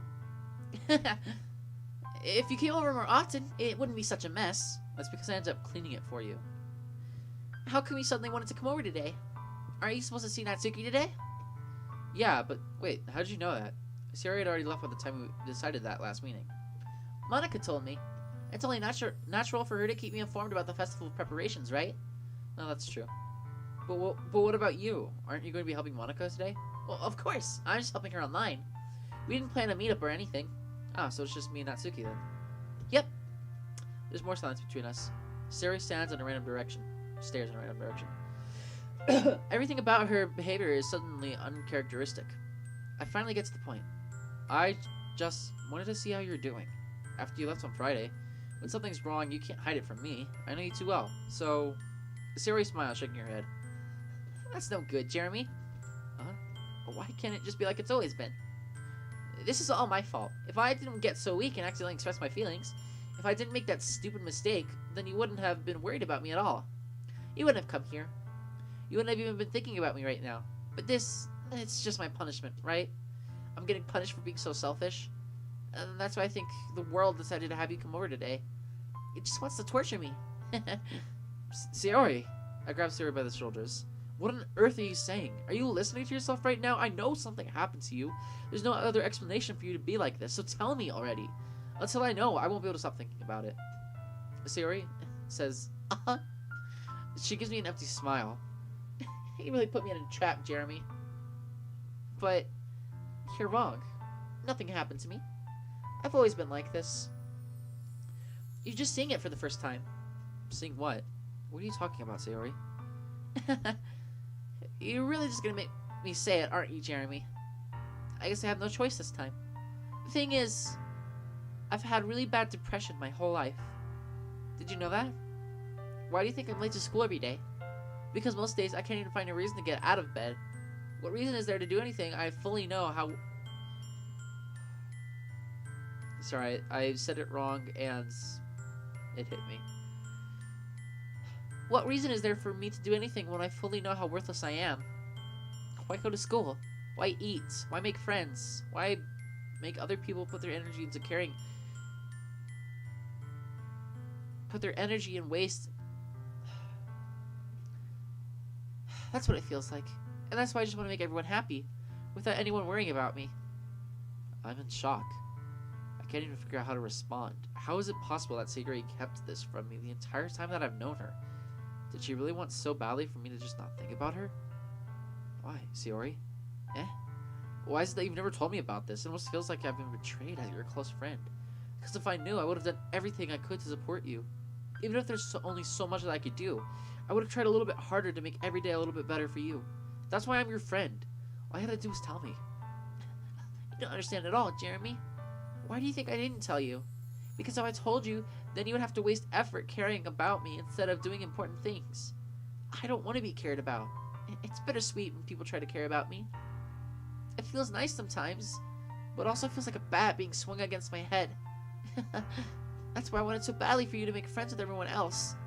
Helping everyone be happy together is the best thing for me. But then, I discovered something else, too. Seeing you make friends and get closer with everyone in the club, it feels like a spear going through my heart. So that's why I decided the world just wants to torture me. Every path leads to nothing but hurt. You're right that I don't understand. I don't understand your feelings at all, Sayori. But I don't need to understand. Whatever it takes for me to help you stop hurting, that's what I'll do. No, Jeremy, there's nothing. Nothing at all. The only thing that could have helped is if everything could be like it always was. But I was selfish. I finally showed you what a horrible person I am. Tears streaked down Sayori's face. I made you join the literature club because I was selfish. And I was punished by my heart hurting in a way I couldn't understand. And now you come here and I made you hurt too.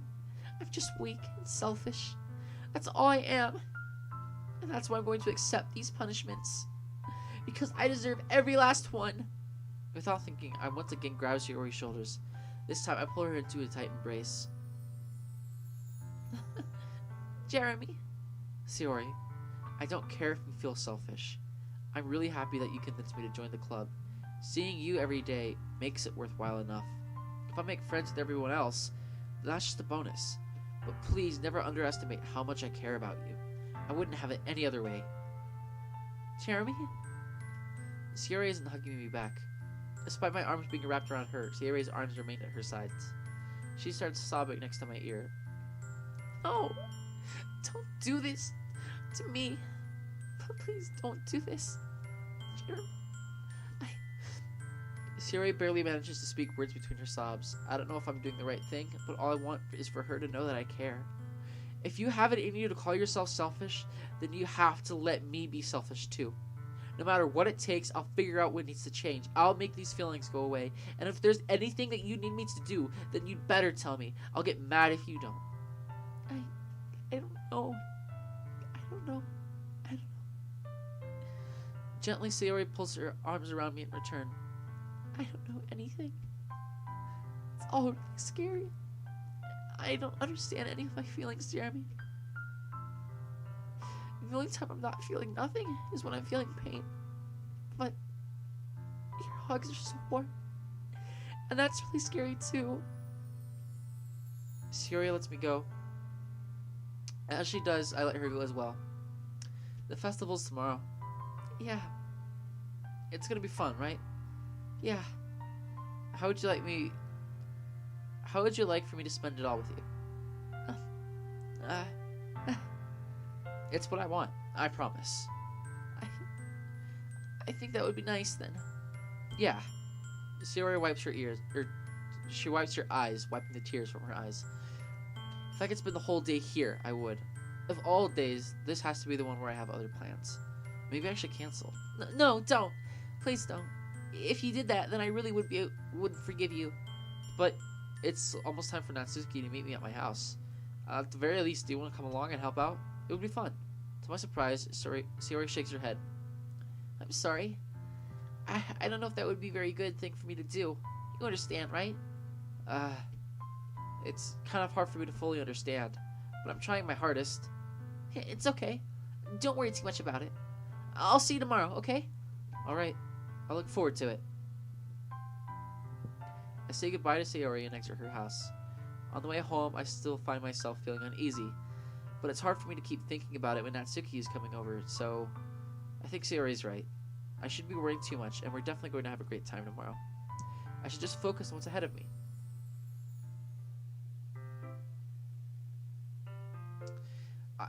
I spent only a few minutes back at home anxiously awaiting Natsuki's arrival.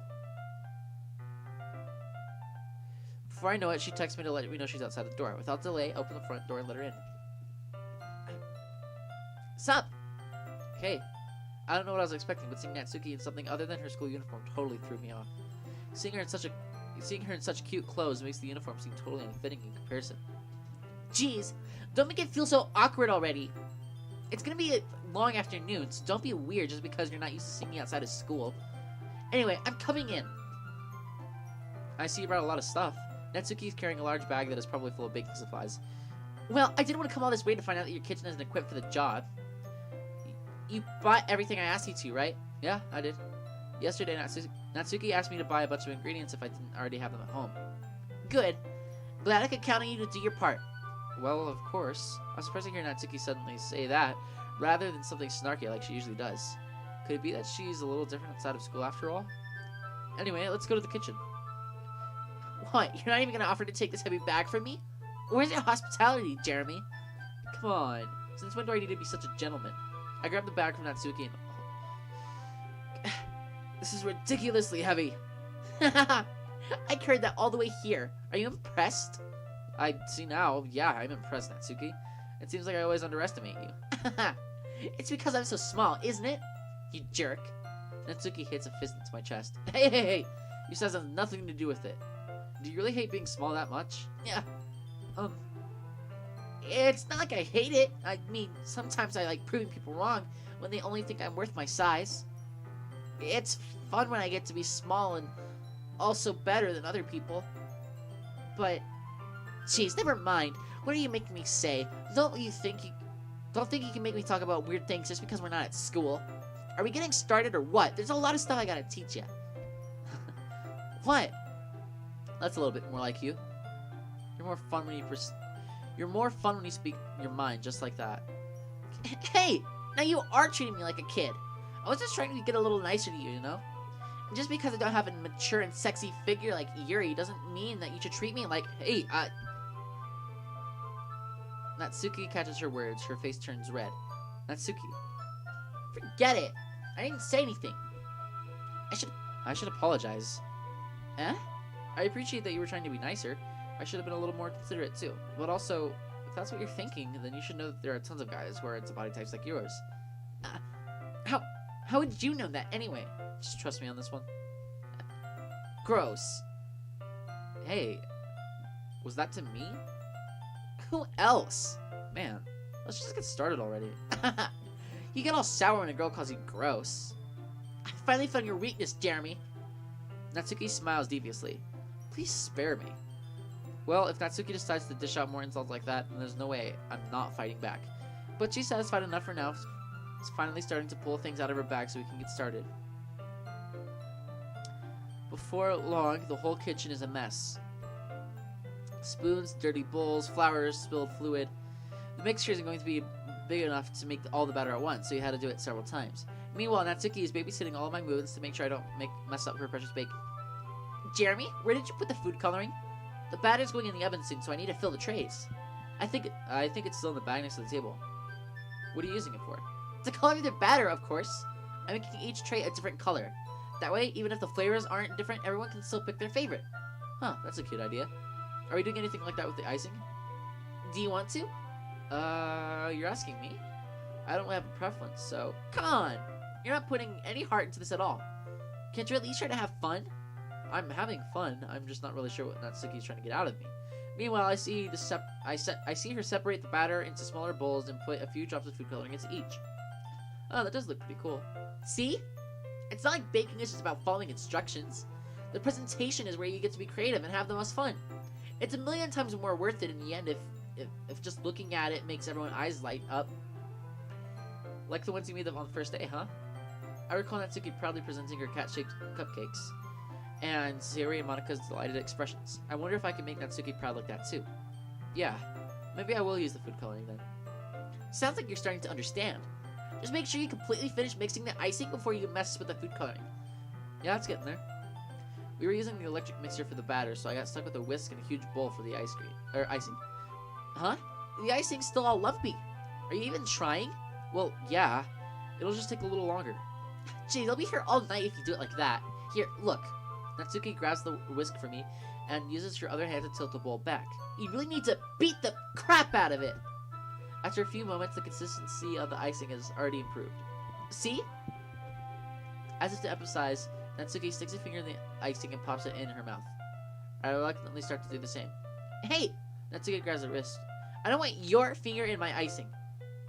Your icing, eh? Are you forgetting who did all the work? I start to fight back, trying to inch my finger towards the bowl. Don't make me beat the crap out of you next. I'd like to see you try. I push harder, just enough for my finger to reach the icing. I triumphantly scoop some with my finger, just as Natsuki tugs with all her might. Ah! The force of Natsuki pulling me causes me to stumble, making her stumble in turn. Gross! You got it on my face! Whose fault is that? There's a big glob of icing next to Natsuki's cheek. She tries to reach for it with her tongue, but it's too far away. Jeez! You know what? Take this! Natsuki instead wipes it off with her finger before shoving her finger toward my own face. You wish! I'm faster. I grab her wrist with my hand before it reaches my face.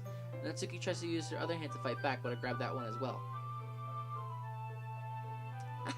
Stop!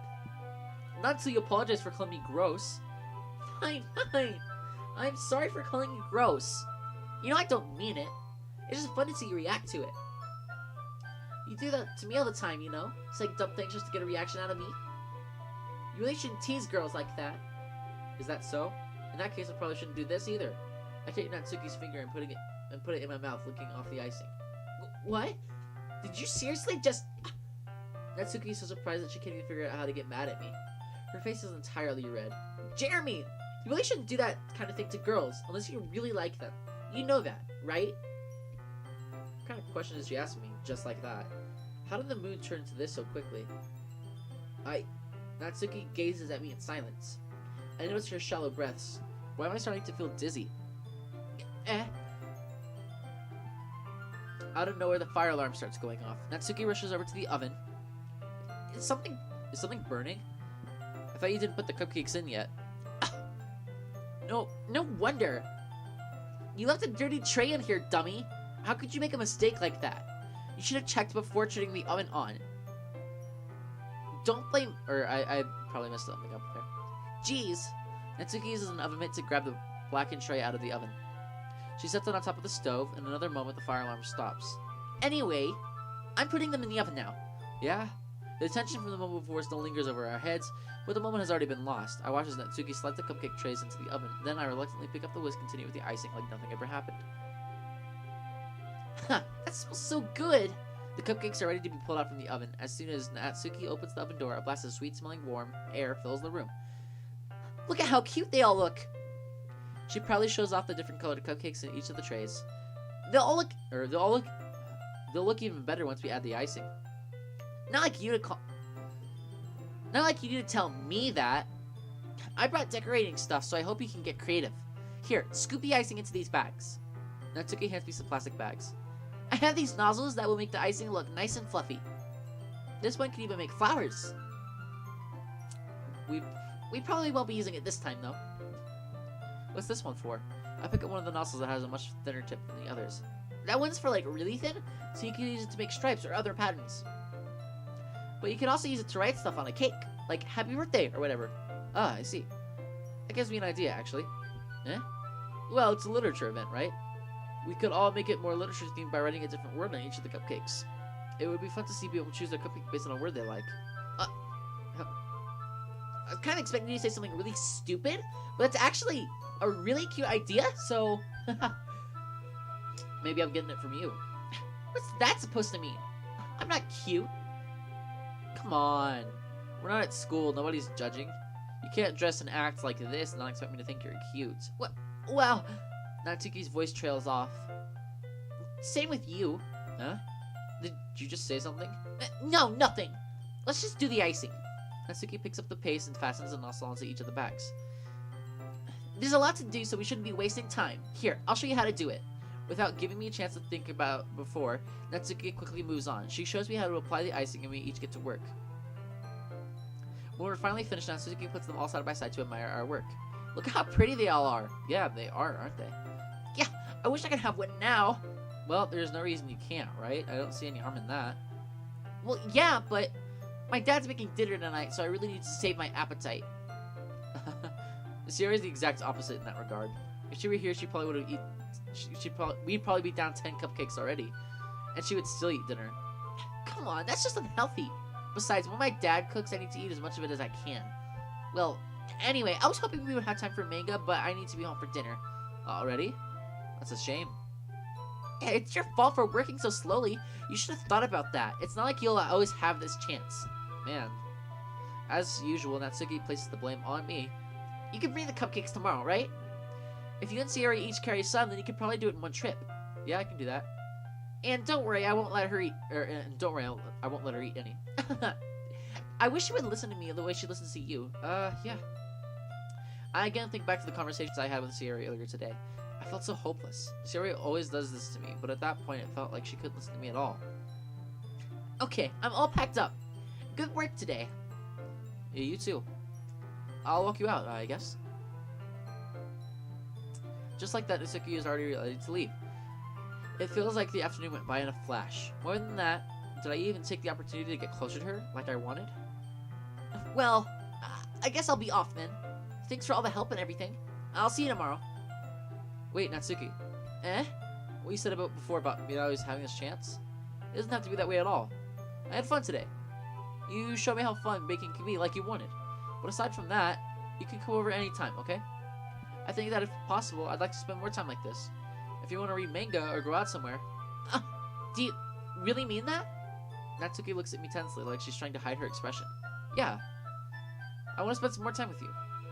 Jeremy, I thought you only cared about getting this done. I'm sorry I had to leave so early today. I really didn't want to. I would really stay here longer if I could. I feel the same way as you, so... Natsuki suddenly gets closer to me. Wait, Natsuki. Standing inches from me, Natsuki looks up at me. I feel her fingers gently clutch at the sides of my shirt as if holding on to me.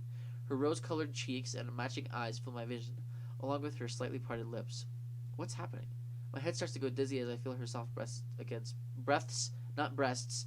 Totally different moment. I felt it for a while now. Natsuki suddenly jumps back. Sayori? Hi, Jeremy. Sayori. Just now, we weren't... It's okay, Jeremy. I just stopped by to say hi. Well, You should have come a little earlier. I'm already on my way out, so... Oh, really? Oh, that's too bad. Yeah, well, I'll still see you at the festival tomorrow, so it's fine. Just don't eat any cupcakes before then. Anyway, later. Clearly flustered, Natsuki hurries off and Sayori waves goodbye.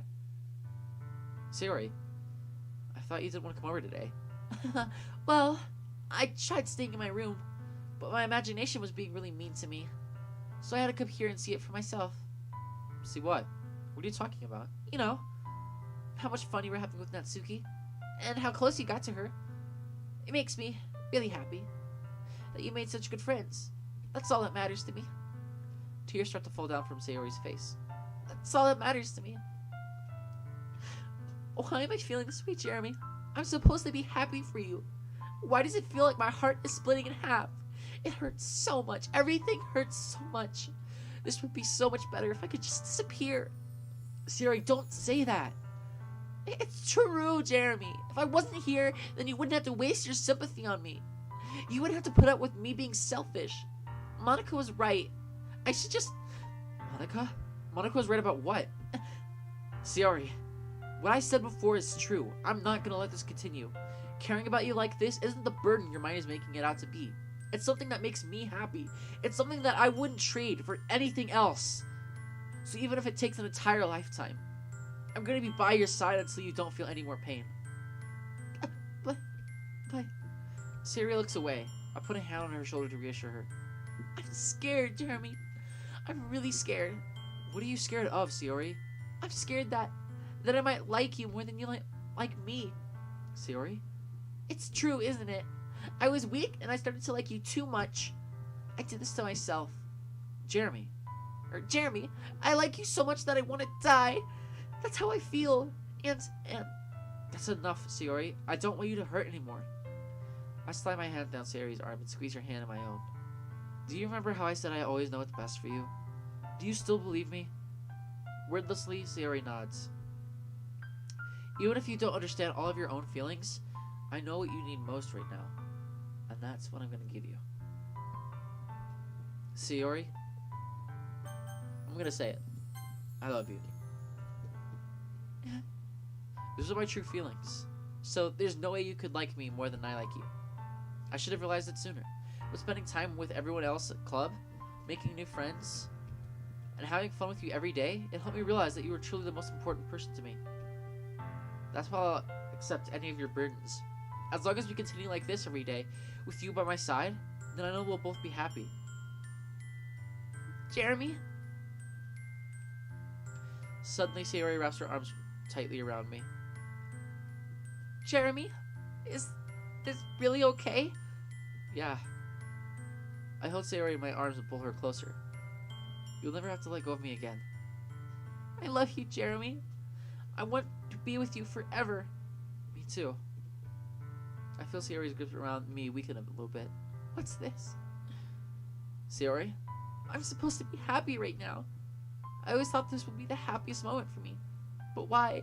Even now, why won't the rain clouds go away? They're not going away at all, Jeremy. It's okay, Sayori. It might take some time for things to get better again, but no matter how long it takes, I'll be there every step of the way. That's all that matters right now. Okay. I trust you. Sayori and I slowly release each other. So, I guess that makes the festival tomorrow first date, huh? What are you saying? I don't want to think about those things, you know? I want everything to be the same as it always has been. Even if we really are a couple. I don't know if I can handle anything more right now. It's really new and scary to me. I understand. We'll go at whatever pace suits you best. Hey, Jeremy? Sayori gazes at me once again, smiling sadly.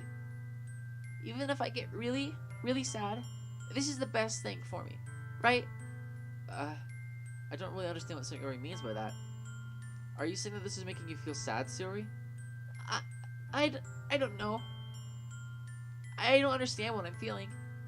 I felt like a bunch of thorns when you told me you love me. But that's why I want to trust you. You know what's best for me. Yeah, I do. That's my promise. I say that, but in reality, I've never felt more uncertain when it comes to Sayori. I know that I love her and she loves me.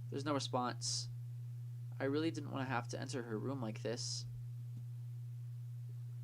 Isn't it a breach of privacy?